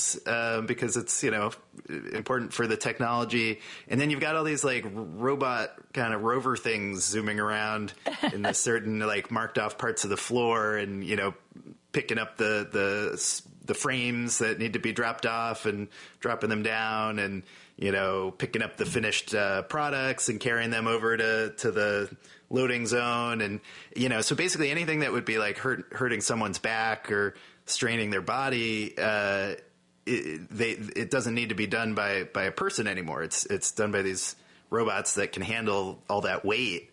And then actually one of the aspects of it that resonated the most in the community when I was, I spent a week there this summer, and it was a bit of a heat wave back in June, and I kept kind of meeting folks in town and asked them what they thought of having the solar factory down the road. And almost every time the response was like, "Oh, that one with all the air conditioners." And I was like, yeah. I mean, there are air conditioners on the roof. That's true. But like, why do you mention that? And it's actually because, it's really hot out in Georgia in the summer, and the other workplaces, weren't necessarily that well air conditioned. And actually in the carpet factories in particular, a lot of the machinery is just hot, so like the old facility might not be well air conditioned to begin with. And then you're, gluing the fabric onto the backing, and there's steam and all these like sort of hot elements. So people were, really kind of impressed by this new workplace where you go in there, I walked off across the open parking lot, feeling the sweat start to drip down my back, and you get inside and it's cool. And, that's like a big new thing that folks were really responding to. And of course the pay is really good. That's a crucial part of it, is, you can come in sort of not having training and start making in the like, low $20 an hour kind of range, and then learn on the job and everything. And I was told by a local economic development official for the town, like that visibly like raised wages in all the other factories too, because basically the carpet factories and stuff couldn't keep paying what they were paying when you could go get a job at the solar factory instead. So, folks in the town are very happy with this, because it's raised wages, and now they're hiring high school graduates who used to basically look around and decide maybe I got to move down to Atlanta, or, move off to a bigger place to really like start a career. And now you can, now there's something you can do right there. Absolutely. Yeah. So it's Julian, like a very hopeful story, I would say. It is a hopeful story, and I want to hear more about it, but we need to take a break. I'm talking to Julian Spector, who is with a Canary Media, senior writer. We're going to be back with more after this. Because facts matter. You're listening to WCPT 820. Joan Esposito, live, local, and progressive on WCPT 820. I'm talking with Julian Spector, who is a senior reporter at Canary Media, focusing on clean energy. And we were just talking about some of the clean energy factories that he has actually visited and walked through. The factory that you were describing, is it a rarity, or are there others coming that would be similarly efficient and high paying and great places to work? Yeah, it's much more of a trend than an outlier. I mean, I'll say so Q-Cells in Georgia got started a little earlier than most of the other places. They did actually open up under the first Trump term when there were some new tariffs on Chinese-made solar panels, but that was a much smaller facility. And then once the Inflation Reduction Act created all the credits and kind of really focused on domestic manufacturing, they drastically expanded, and it got to the size it is now. But, so they're fully built and up and running and everything because they got a kind of an earlier start. But across the board, we've got a lot more solar panel production in the U.S., and we're suddenly on track to be able to produce as many panels as we need in a year, which is totally different from a few years ago. We were only making a small fraction of that, and granted, that's not to say we'll be fully self-sufficient because there's still imports and stuff. It's a global market, and I should say there's a lot more work to be done on the kind of more complicated steps in the supply chain where you're taking the polysilicon and slicing that into wafers in this very sophisticated way, and then the cells that go into the panel. So we're still working on opening up facilities for that in the U.S. But yeah, across the board, big kind of boom in solar production.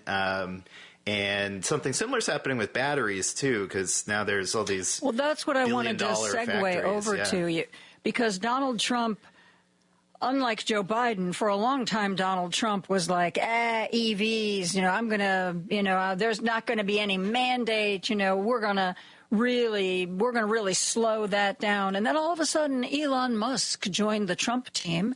And suddenly, maybe that EV thing, that's, maybe we got to get behind that. What do you think is going to happen in the next 4 years? We have credits to buy an electric vehicle in most places. Are we going to see more of that? Are we going to see ramped up production now that his best friend in the whole world is the owner of Tesla? It's a really good question, and I think the key dynamic there is going to be whether Elon Musk pushes for kind of policies that are broadly good for the electric vehicle industry overall, or policies that are especially good for Tesla in particular. And a few years ago. So how would that look? I mean, how would that look? Oh, do this, it will benefit Tesla, but say it won't benefit Rivian or Polestar or any of these other companies. Yeah, so there's been some initial reporting. I think it was Reuters, talked to some anonymous sources saying that they're looking at getting rid of the electric vehicle tax credit, in spite of Musk being very central in this transition. And so it seems like that could be on the chopping block. And it turns out in the years before these current credits were created in the Inflation Reduction Act again, Tesla was still leading the market, and they were actually had a much higher market share before these credits, because they were able to produce, more affordable cars than most of what Ford and GM and the other option, certainly Rivian's a very expensive, pickup truck or SUV. So there's a possible scenario there where he's gambling.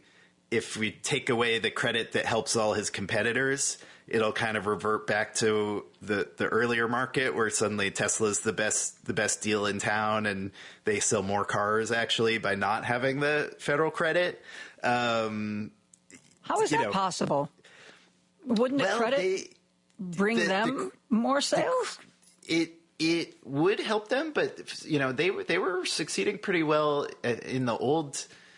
There's been several rounds of credits, but the old ones had kind of a cap where once you sold a certain number of cars, you don't get the cap anymore because it's trying to kind of help people get off the ground with their EV production, and they kept selling really, really well after they maxed out on those sales. And because the Model 3 comes in more in the $30,000, $40,000 range, and just a lot of the other U.S. automakers are doing these kind of luxury SUV type cars that are way more expensive. So if you're looking and you don't have like $7,500 off of a $80,000 luxury car, still that's still out of reach for a lot of people. But Tesla's been able to kind of push its prices down relative to that. And so it's, I'd say we don't know yet, but it's possible they will kind of cut the EV as almost more of a symbolic thing. Like Trump talked a lot about getting rid of the EV mandate, which is not a real thing, to be clear. Like there's no actual government mandate, but if he, wants to kind of open up the IRA and slash something to show that they're striking back at, the policies they perceived as wasteful, that is kind of looking like one of the areas they're going to focus on. And then I think a lot of folks would hope that if they can't save the EV tax credit, that at least they can save the manufacturing credits, because those are, as we discussed, helping all these communities in, very red and Trump supporting districts around the country. And I guess the broader context is, the Republicans have said their first big priority will be passing a huge corporate tax cut in the first 100 days of the new administration. Well, they're going to be busy building those mass deportation camps. I don't know if they're going to have time to pass a tax cut. There's a lot of priorities on the board here, and the thing with the tax cuts is they're going to be hugely expensive, but the initial sort of reporting on it is showing they could add $9 trillion to the federal debt, and they're just not going to try to pay for that because it's too much to pay for. There's no way to pay for it. But it's possible they'll try to kind of use the budget reconciliation process in Congress to open up the IRA language and, maybe strike out some of that funding that was going to clean energy and redirect it to be a drop in the bucket for this way bigger, tax package that's really just giving money back to mostly, big corporations and really wealthy people. So it's certainly not paying for it in any meaningful sense, but they can use that. It's the same mechanism that the Democrats used to pass the Inflation Reduction Act with, a very thin majority, and then that's sort of available to them as well. Julian, I thought before we had this talk today, I know that President Biden did a lot and pushed a lot of clean energy initiatives, and I thought you were going to say something like, well, there probably won't be much for me to report on in the next 4 years because everything will probably be coming to a standstill or cut back. But it doesn't sound like that at all. It doesn't sound like that even a little bit. Yeah, no, it's a really bustling sector of the economy, and it's certainly going to change, and uncertainty is never great for people who are trying to make investments around factories or business plans and things. But the fundamentals are still there. But, basically solar panels are these mass produced items that keep getting cheaper, and you just string them up in a field or on a roof and they make really cheap electricity. And, compare that to building a new gas plant where it's this very complicated machinery that's been worked on for 100 years and it's not going to get radically cheaper than it is now. There's just these sort of fundamental physics elements to this that are going to keep making the clean energy more and more competitive. And, the legacy stuff just can't really change in a way to keep up with it. But yeah, no, so I think there's going to be a lot more emphasis on kind of what can states do to pick up some of the proactive policy making. And, maybe they can, a lot of states have their own 100% clean energy targets already. A lot of them are not quite on track for those. So really, really doing the work to make sure, they're moving towards those targets. And it's not just okay, kind of, Julian, here's what I need from you. Sure. Honestly, I start, I wake up in the morning, I start reading, but with all of the cabinet appointments and all of the ethics reports and all of the prosecutions and potential prosecutions, getting to the energy sector is pretty far down on my daily list of what to read about unless something's really big. So I need you to reach out to me and say, you know what, there have been some developments. You need to book me again and we can talk about it. Okay? Oh, I'd love to. Yeah, this was a lot of fun. And I'll say, if you sign up for the Canary Media newsletter, we'll send you that stuff each morning, and it's pretty short. And, we don't only do good news, but there's a lot of really, exciting developments, and we try to focus on those as well as the What's things the that web Oh, are address? tough and hard.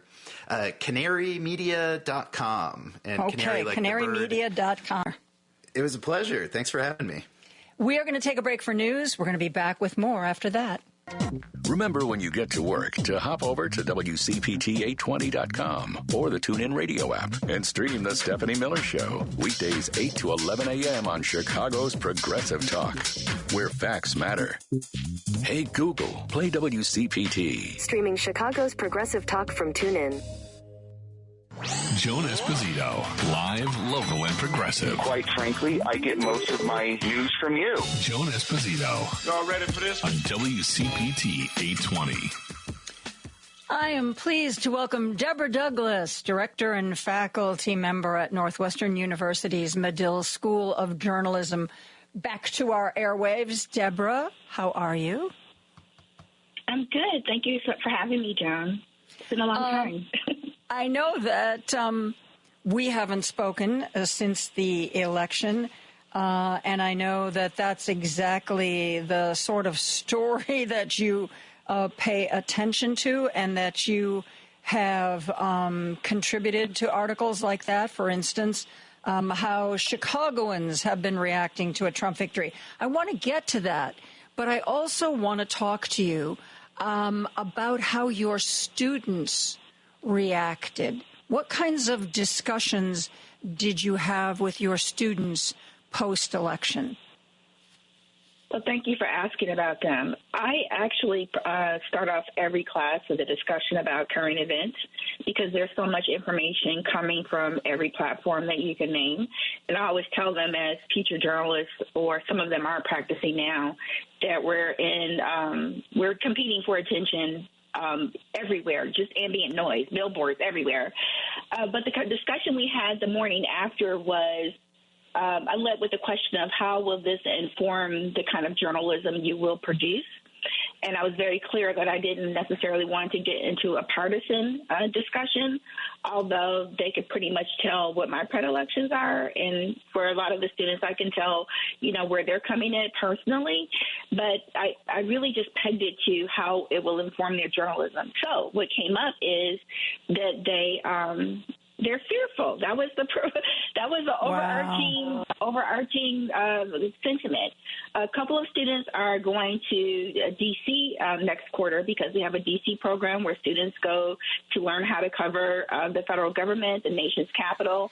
And there were two female students, one white female, one black female, and they expressed fear about being in a caustic environment, the kind of environment that they suspect that a Trump administration will usher in D.C. And so I wanted to validate their concerns about safety because journalists do face challenges to their safety. We are vulnerable, but those vulnerabilities exist on a continuum from just basic feedback from audience members to audience members who are mean to you, right? Mm-hmm. And sometimes that can be hard to take. But, I've never had my life threatened. I've had mean things said to me, mean concerning things, or information given to me in a way where it makes me wonder, how did these people find me? But I've actually worked with people who don't take the same way home twice because their lives have been threatened. I worked with one woman who not only was her life threatened, but she was also threatened with rape, with public threats that are out there for everyone to see. So I didn't want to invalidate that feeling of fear. There are very real considerations that journalists writ large face. And if you're, from particular marginalized identities, then you face vulnerabilities. But I also wanted to take the perceived weakness and find opportunities in that. And so, I walked them through some steps on how to harden their profiles online to make their personal lives a little bit less porous, more impervious. You know, there are services that you can use to take yourself out of databases and that sort of thing to keep people from finding your home address, that sort of thing, validating. But I also invited them to think about the kind of stories that they would tell. If we suspect that we are going to watch the attempted destruction of a civilization, the attempted destruction of democracy, then that's going to be a hell of a story to tell. And they're going to be in a position to tell the kind of stories that I couldn't dream of when I graduated from J school many years ago. When you talk about safety and feeling safe, there really is a sexual divide. One of my girlfriends, who's a former journalist and news manager, sent me an article written by a 16-year-old girl, and the title was, "On November 6th, the girls cried and the boys played Minecraft." I mean, the girls really understand with, you know, losing rights and this sort of patriarchal attitude on the rise and this sort of strange sort of macho manhood on the rise. Women feel more at risk than men do. And, you know, I was very lucky. For most of my career as a journalist, I did relatively safe things like, you know, medical reporting. But there were also times where I covered murders and I covered explosions, and I know what it feels like. I mean, sure, you might think that maybe your cameraman offers a little bit of protection, but you're out there. You are really, you're the one everybody recognizes. You're the one everybody sees. And people can be scary. People can be very scary. And I think it's so interesting that the women in your classes talked about their safety. And I think that's going to be a big concern, especially for women in journalism, because we've got this whole trolls,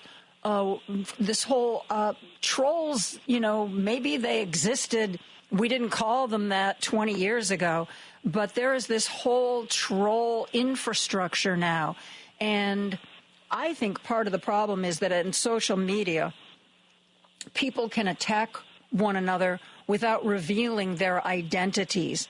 I think the biggest, most positive change we could make to social media is that whenever anybody posts, their real name and real picture have to be attached to those accounts. I mean, I'm even thinking, you know, when we see marches, like in Columbus, Ohio, the clear group of men who were marching holding Nazi flags, they covered their faces. People are emboldened when they don't have to bear personal responsibility, and that makes them do things they wouldn't otherwise do. What do you think about that? Oh, this brings up so many things. So it's funny that you should mention being protected by the cameraman, because I remember early in my career, I had to be protected from the cameraman, at least one particular cameraman who had this really bad habit. But also, I've been in situations where I'm covering something rather benign, like the extension of water lines to a rural area, and I've had to fear for my life because someone's looking at me in a sexual way. I had a judge press my body up against a door in a way where I couldn't quite extract myself from his office because he had repeatedly asked me for a date. That's not what I was there for. I was there for my work.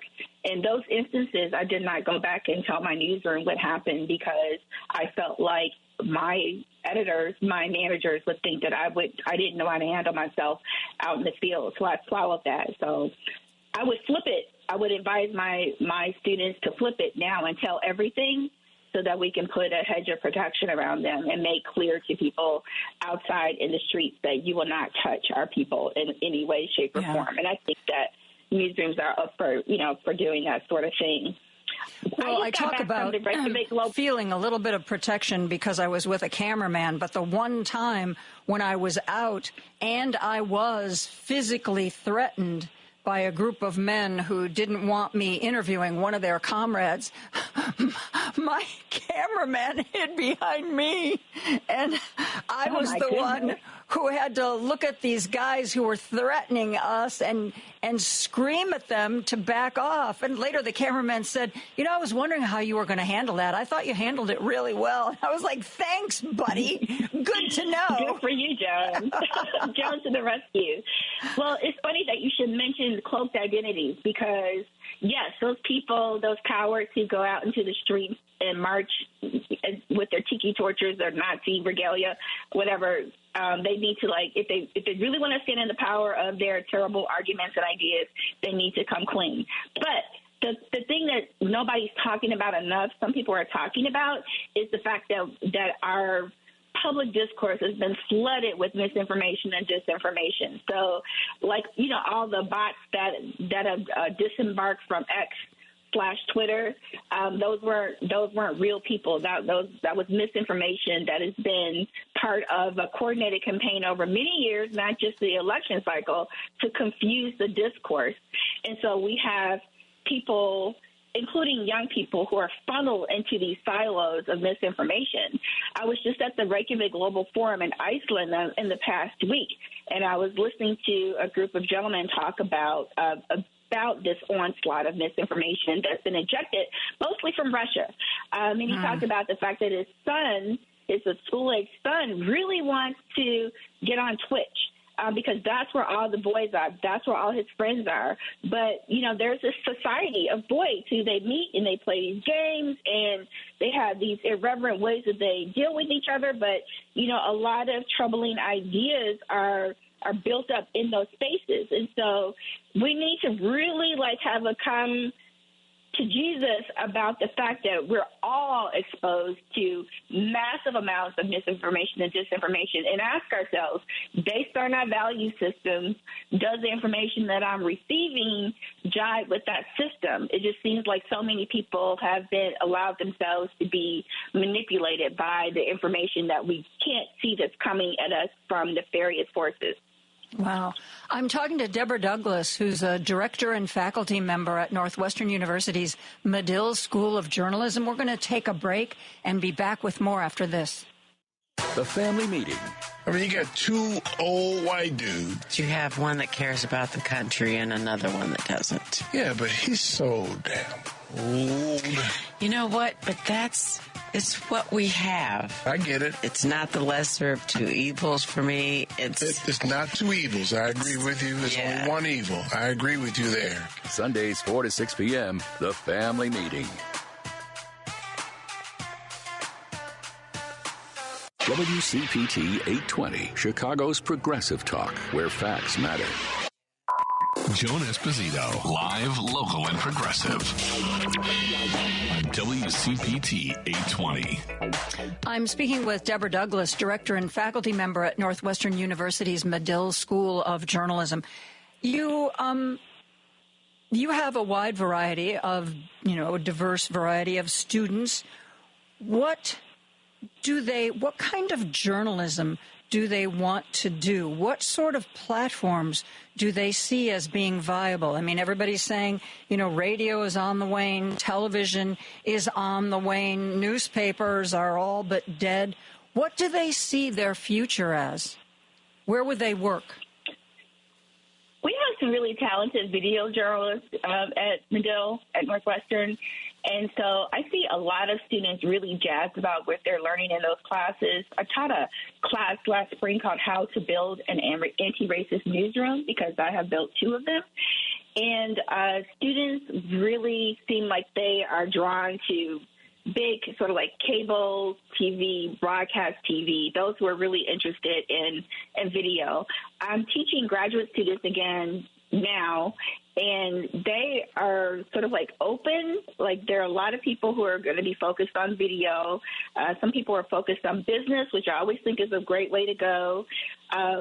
There are a lot of students who have a social justice bent, but they don't know what they're going to do with that information. And so a lot of my students currently are still trying to figure out where the opportunities lie and where their passion lies.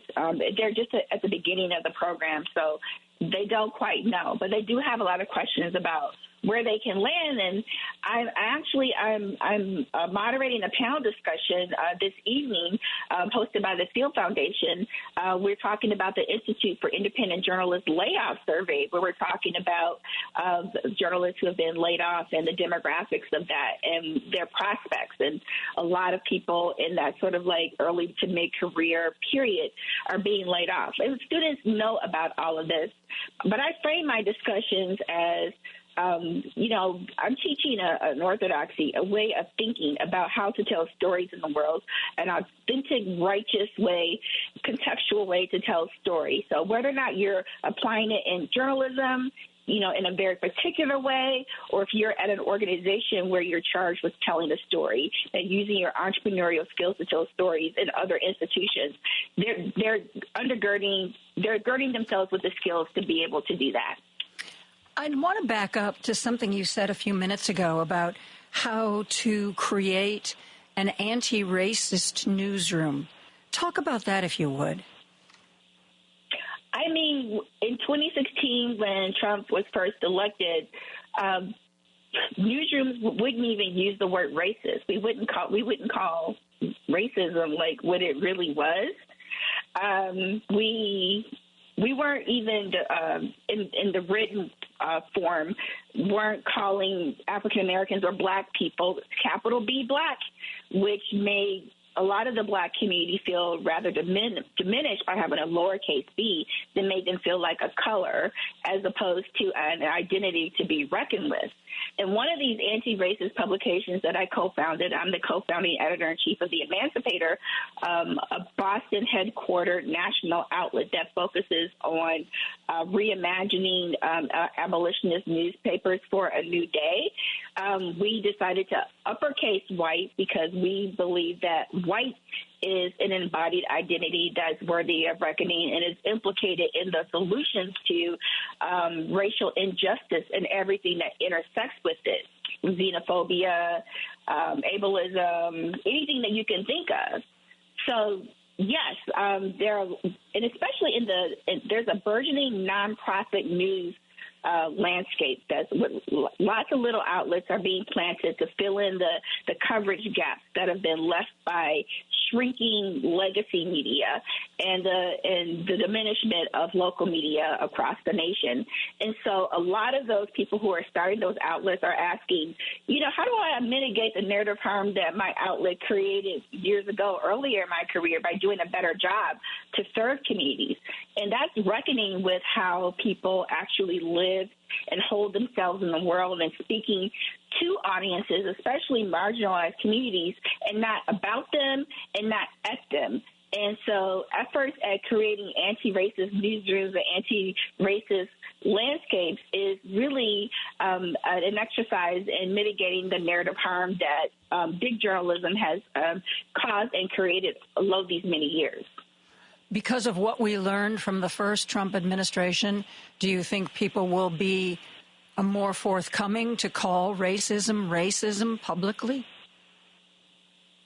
It's really kind of hard to tell what we can expect. I don't know about you, Joan, but in my communities of interest, there's been sort of like a quietness. Like, I think people are introspective about what we're facing. Now, if you voted for him, you might be in a different kind of conversation where you're excited about what's ahead.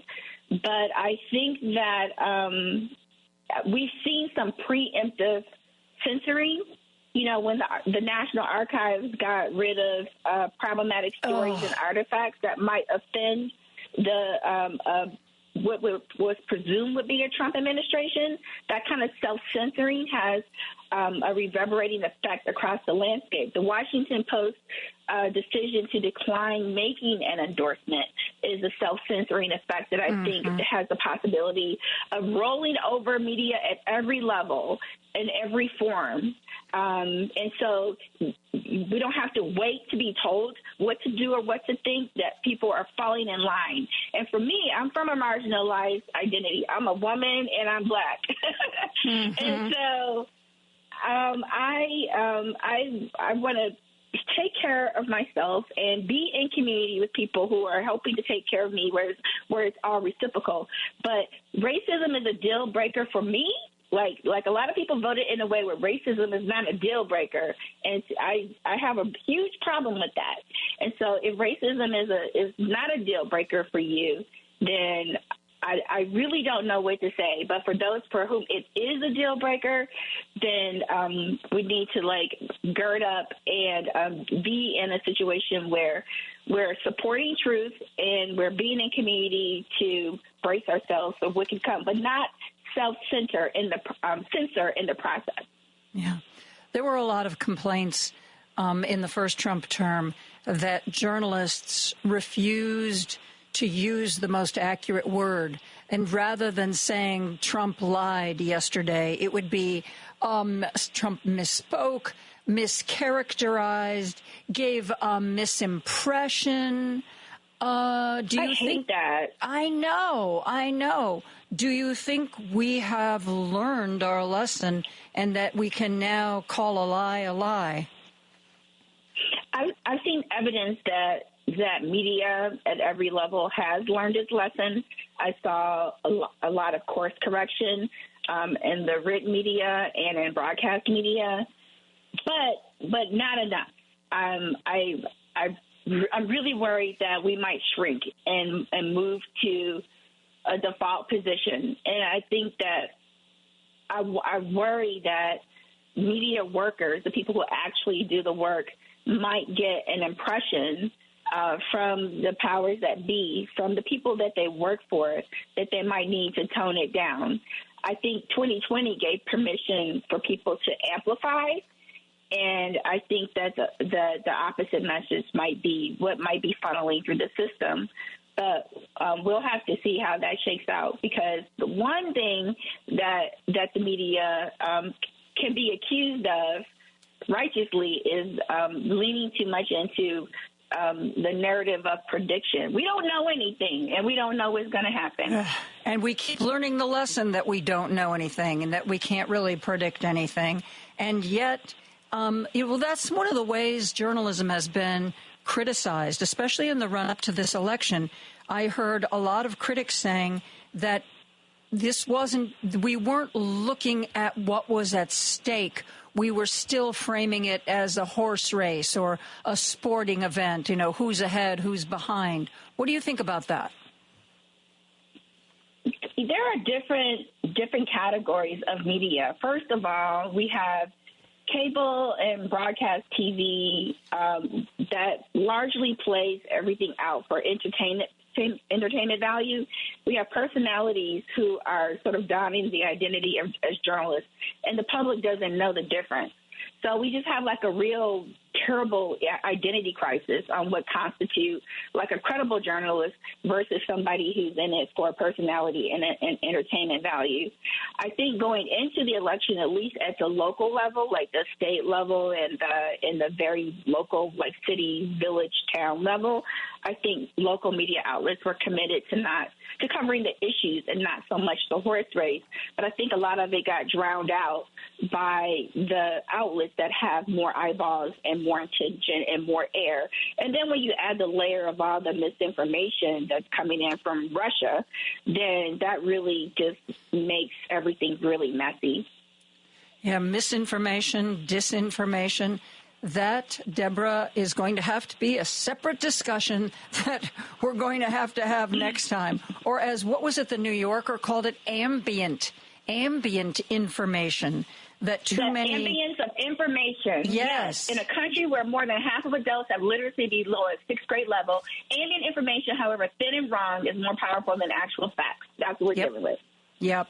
I think that Mr. What was it, Nathan Eller, who wrote that? I think that was spot on. Deborah, we are out of time. Thank you so much. It is always fascinating to talk with you, especially I love it when you share what you're getting from your students.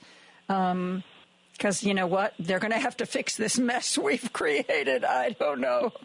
Good luck to them. Well, I appreciate you too, Joan. All right, you take care. You too. Deborah Douglas, director and faculty member at Northwestern University's Medill School of Journalism. We're going to take a break. We're going to be back with Edwin Eisendrath after this. We're going to talk about the DNC. This is Chicago's Progressive Talk, 820 AM, WCPT Willow Springs, and online at WCPT820.com, where facts matter. Joan Esposito, live, local, and progressive on WCPT 820. Saturday host Edwin Eisendrath is here. He brings you the big picture from 1 p.m. to 4 p.m. every Saturday. And I've been reading a lot about the DNC, and I thought somebody needs to explain to me what it is and what it does and who the new head should be. And I thought, Edwin is the perfect person to straighten me out. Edwin, how are you today? Thank you, Joan. I'm good today. Yeah? Are you having fun? You know what? I went downtown to hear David Axelrod and others talk about what's going on in the future, and it was a fun conversation. Yeah? What was one thing you took away from that? That the campaign that Kamala ran was not the reason we lost. She ran, they agreed that she ran a perfectly fine campaign. Just the headwinds were too big when you have a lot of people saying the country's going in the wrong direction, and the president's at 40%. Mm-hmm. Any incumbent grew, and she was the vice president. Very heavy headwinds. Yeah, I think that's very, very true. I've been reading a lot about the DNC and the Democratic National Committee, and I know that you're friendly with Jamie Harrison, who has been head of the DNC. I guess we're looking for somebody new to take over that job. First and foremost, what does the DNC do? Well, right. So a national party is certainly an interesting idea, but let's just level set about what Democrats are. Democrats are millions of people who have their own ideas about how we move forward, and we agree on a set of policies to back every few years, and candidates who will help us move that way. So the DNC, and a lot of this happens locally with local political parties all over the country. The DNC is about sort of leadership and representation. The head of the DNC is seen a lot as the voice of the political party. They help set strategy and help organize the states and talk through with the state chairs about what are the most effective strategies across the country. Of course, their biggest job is raising money, and they raise gobs of it. They have a official role in managing the primaries. And that's a very What big do you mean deal. managing the primaries? Like setting up where it's going to, the dates and printing the forms, or what? Sure, and the debates, the party debates that go on in primaries. They set the rules. They they argued about which primary should be first last time. So there's a lot around the structure of the primaries where they have a lot of say. They're responsible for mobilizing millions of people, and helping, individuals who want to get involved find those on-ramps for them to get involved, usually through state parties, but not always. And finally, every 4 years, we develop a party platform. The Republicans don't really do this. There's a difference between the two parties, not legally, but one is far more command and control. And I'm not just talking about in this autocratic era of Trump. They always have been much more corporate in how they think about this. But the roles are essentially the same. Well, the Republican Party did away with any sort of platform under Trump the last time around, wasn't it? The platform was whatever Trump wants? 8 years ago, this time, or 4 years ago, this time they have a platform. They rushed it together. Would to that be pretend Project it wasn't 2025? Project 2025. They actually have an official one, which because Project 2025 was so unpopular, they wrote an official one. However, the official one they wrote is, just Project 2025 written for a fifth grader. So other than the main job of fundraising, what kind of power does the head of the DNC have? Well, not much. I mean, setting primaries, setting the rules for the debates, but again, there's a lot of consensus building. I would say everyone who's ever had it says it's the greatest headache and the greatest honor in the world. But the headache comes first. So does that mean the DNC chair travels the country and schmoozes people and gets commitments?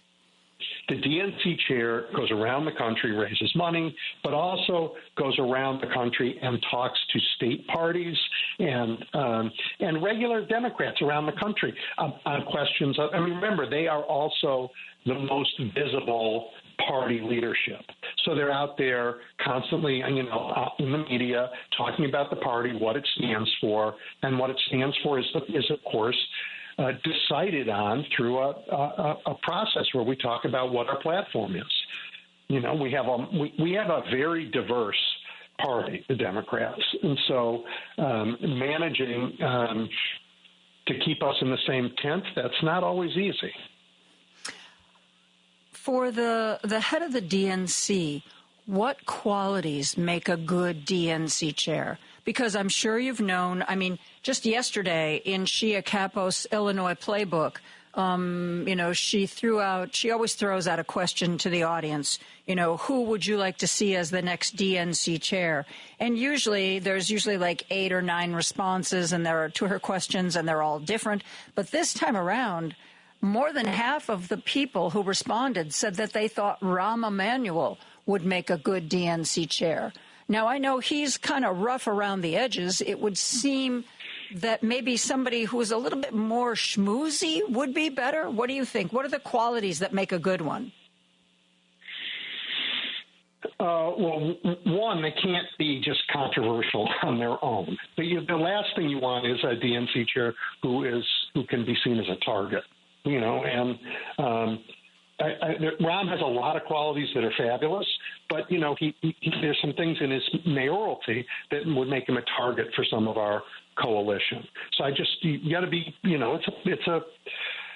it's a careful pick for sure. The 2 announced candidates, the 2 people right now who have their hat in the ring that we know about are Marty O'Malley, former governor of Maryland. He ran for president once, and Ken Martin, who is the head of the Minnesota Democratic Party. And they have to, they're different men. They're interesting men.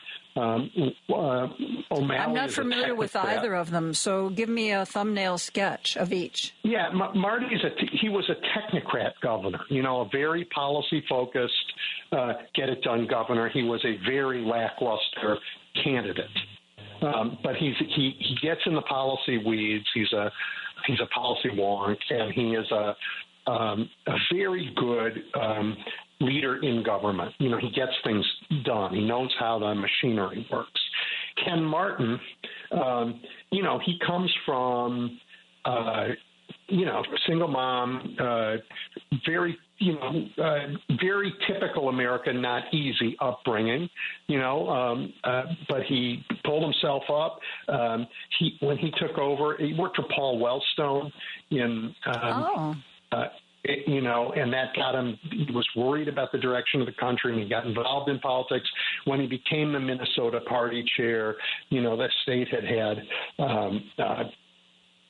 a wrestler, Jesse Ventura, as governor on the Republican side, and he took over, and the party was in debt. He dug him out of debt. He organized, and they became a really progressive leader in the country.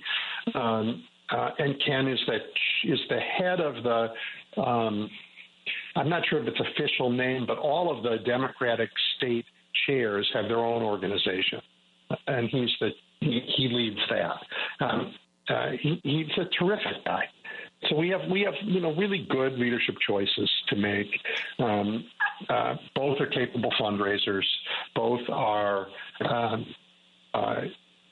they understand the policy questions.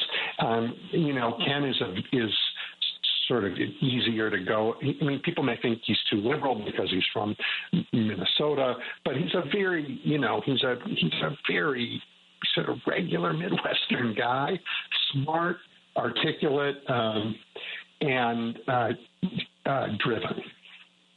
Great organizer. Who will make this decision?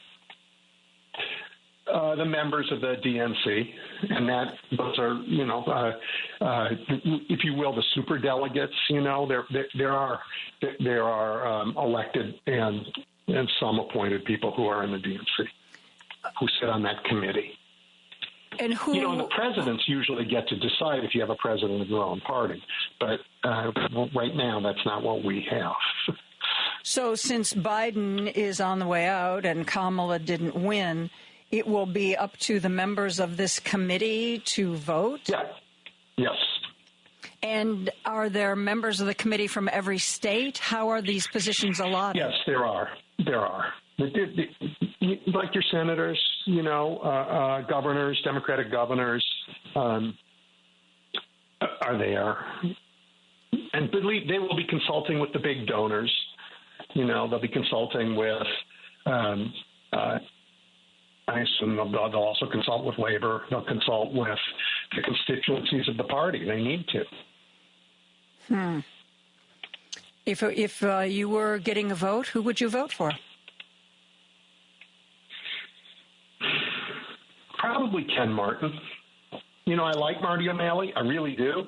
But I think Ken would be a terrific choice right now for us. And you know me, I am partial to the Great Lakes. Well, and our vice presidential nominee certainly gave us a good feel about the state of Minnesota and the kind of people who live there and the kind of things they can accomplish. Yeah, well, and Ken Martin was a big part of getting the Democrats to be in a position where they were able to accomplish those things. Edwin, we need to take a real quick break. I'm talking to Edwin Eisendrath. He hosts The Big Picture every Saturday on WCPT from 1 to 4. We're going to take a break and be back with him right after this. This is WCPT 820, where facts matter. Joan Esposito, live, local, and progressive on WCPT 820.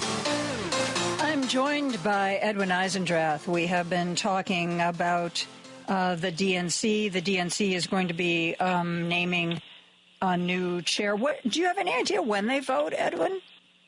No, I don't. But it's got to be pretty soon. You would think.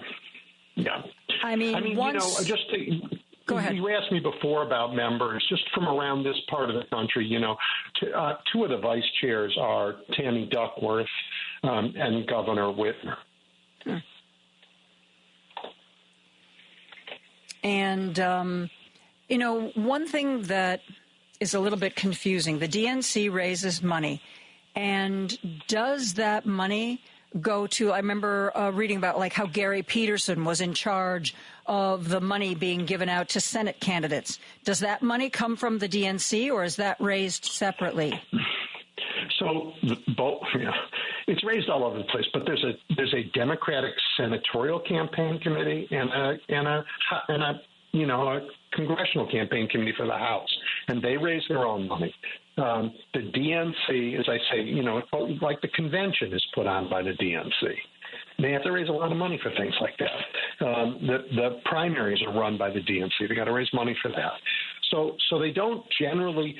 This year they raised so much money. They poured money into state parties and helped them build capacity, which was an absolutely fabulous thing. That's always hard to do. But because sometimes donors say, why would we spend any money on the state party in Louisiana where we can't win. But this Democratic Party said, look, we have to run in 50 states. There are good people who live in all those states, and we have to ask people for their votes. We'll never win if we don't ask people for their votes. So that became the first time in a long time that it wasn't a lot of money, but we were giving money into the states. I know that Gary Peterson got a little bit of attention, actually quite a bit of attention, when he pulled Senate funding from John Tester in Montana and distributed it to the two Senate candidates, the one trying to take down Rick Scott, the other one trying to take down Ted Cruz. And then that got a lot of attention as to kind of like, okay, you've given up on Tester. Are you sure that's something you should do? And you're funneling that money to two states that Democrats traditionally have a pretty tough time winning. Was that Gary's decision by himself? Was that made by a committee? That was probably Schumer's decision. Really? Yeah. But look, this is why I said it, the headaches, right? These are really difficult decisions, really difficult. And I'm not sure, no matter what, you could have gotten any of them over the hump this cycle. The headwinds were so much bigger than, we had imagined. I give them a lot of credit for the work they've done. The convention they ran in Chicago, just imagine this. They had prepared for years work to prepare a convention for Joe Biden. And then they had reprint all the signs, put a brand new giant convention together in short order. That's impossible. And they did it beautifully. So I want to give them all the credit in the world. Yeah. And they not only had to reprint all the materials, but they reformatted the entire convention. Who was speaking? I thought one thing that this convention did brilliantly was almost all of the speakers seemed to be limited to roughly about 3 minutes, which I thought was brilliant. Everybody forced to get right to their point, tell their funny anecdote, make their point, and get off the stage. And I thought it made the whole convention a lot more watchable. What do you think about that? Yeah, they didn't. People ran over. James Taylor was scheduled to speak. But it wasn't Bill Clinton up there for 3 hours. No, but Joe Biden showed up when he finally got on the night that was designed sort of the thank you Joe night. He didn't get there till after prime time. He got there very late because that is one of the big criticisms of the convention, that whether they had too many speakers or what the problem was, the big speeches of the night, almost every night, were after prime time. Yeah, it's like I said, they're hard decisions. I was, there, Joe, and so were you. It turns out we have an enormous amount of talent to showcase. That's on the plus side. And the convention, people don't really all watch it on TV anymore. They watch it when they watch it. So this notion of prime time isn't quite as powerful as it once was. But I thought they did a good job. It was a good convention, and the delegates thought so. The audiences thought so. So I don't want to pick on them, but yeah, it's hard. We are not easy cats to herd, we Democrats. No, we're not. And I've been reading recently, this is a little off topic, that some people were saying, well, Democrats love this big tent with all of these different points of view, but maybe it's time to get everybody on the same page. Maybe that whole big tent thing sucks too much energy out of the room. What do you think about that? What page is that? You tell me what page, and I'll tell you what I think. Well, I think part of the argument, the underlying argument there was, especially when the real far-left progressives get up and, want to set platforms and want to make demands, that maybe that doesn't move our party the way we want it to go with the vast majority of voters. You know what I'm saying? That there's so many voices, and that maybe the middle of the road voices need to be louder than the voices on either end. So, Joan, here's the thing about Democrats. We aren't our edges. We are a big tent with a very big middle. And you'll notice every time we nominate somebody for president, we don't nominate the candidate who is the farthest to the left. Mm-hmm. I mean, Barack wasn't. I mean, John Edwards was a standard deviation to the left of Barack. Hillary was to the left of Barack, right? Bill Clinton was not to the left when he was nominated. Joe Biden was not in the left when he was nominated. We do not, we have a fine and strong progressive wing, but that's not where the whole party is, and that's not who we nominate for president through our primaries. It just has never been that way. But we let those progressive voices are very loud, and we need to tell the truth about who we are, which is that we have a progressive wing that we value, whose point of view is really morally interesting, important. But policy-wise, that's not where the party always is. And the Republicans pretend it's a lot bigger than it is. Well, it's going to be an interesting 4 years, Edwin. And I hope it's going to be a very long 4 years, Joan. Very long 4 years. I don't know how the law works, but I've been reading so many articles about Joe Biden needs to do this. He needs to do that. He needs to offer some protections here. Most recently, today and yesterday, I was reading Joe Biden needs to step in right now and order the FBI to do background checks on these cabinet nominees, because, of course, Trump is saying, the FBI doesn't need to do that. I'll hire a private firm to do any background checks. I don't know legally what powers Joe Biden has or doesn't have. People have been saying he should issue secret preemptive pardons so that if certain people are pursued by the Trump DOJ for what they've done, at least so far, they can resist in that form. What do you think about all that?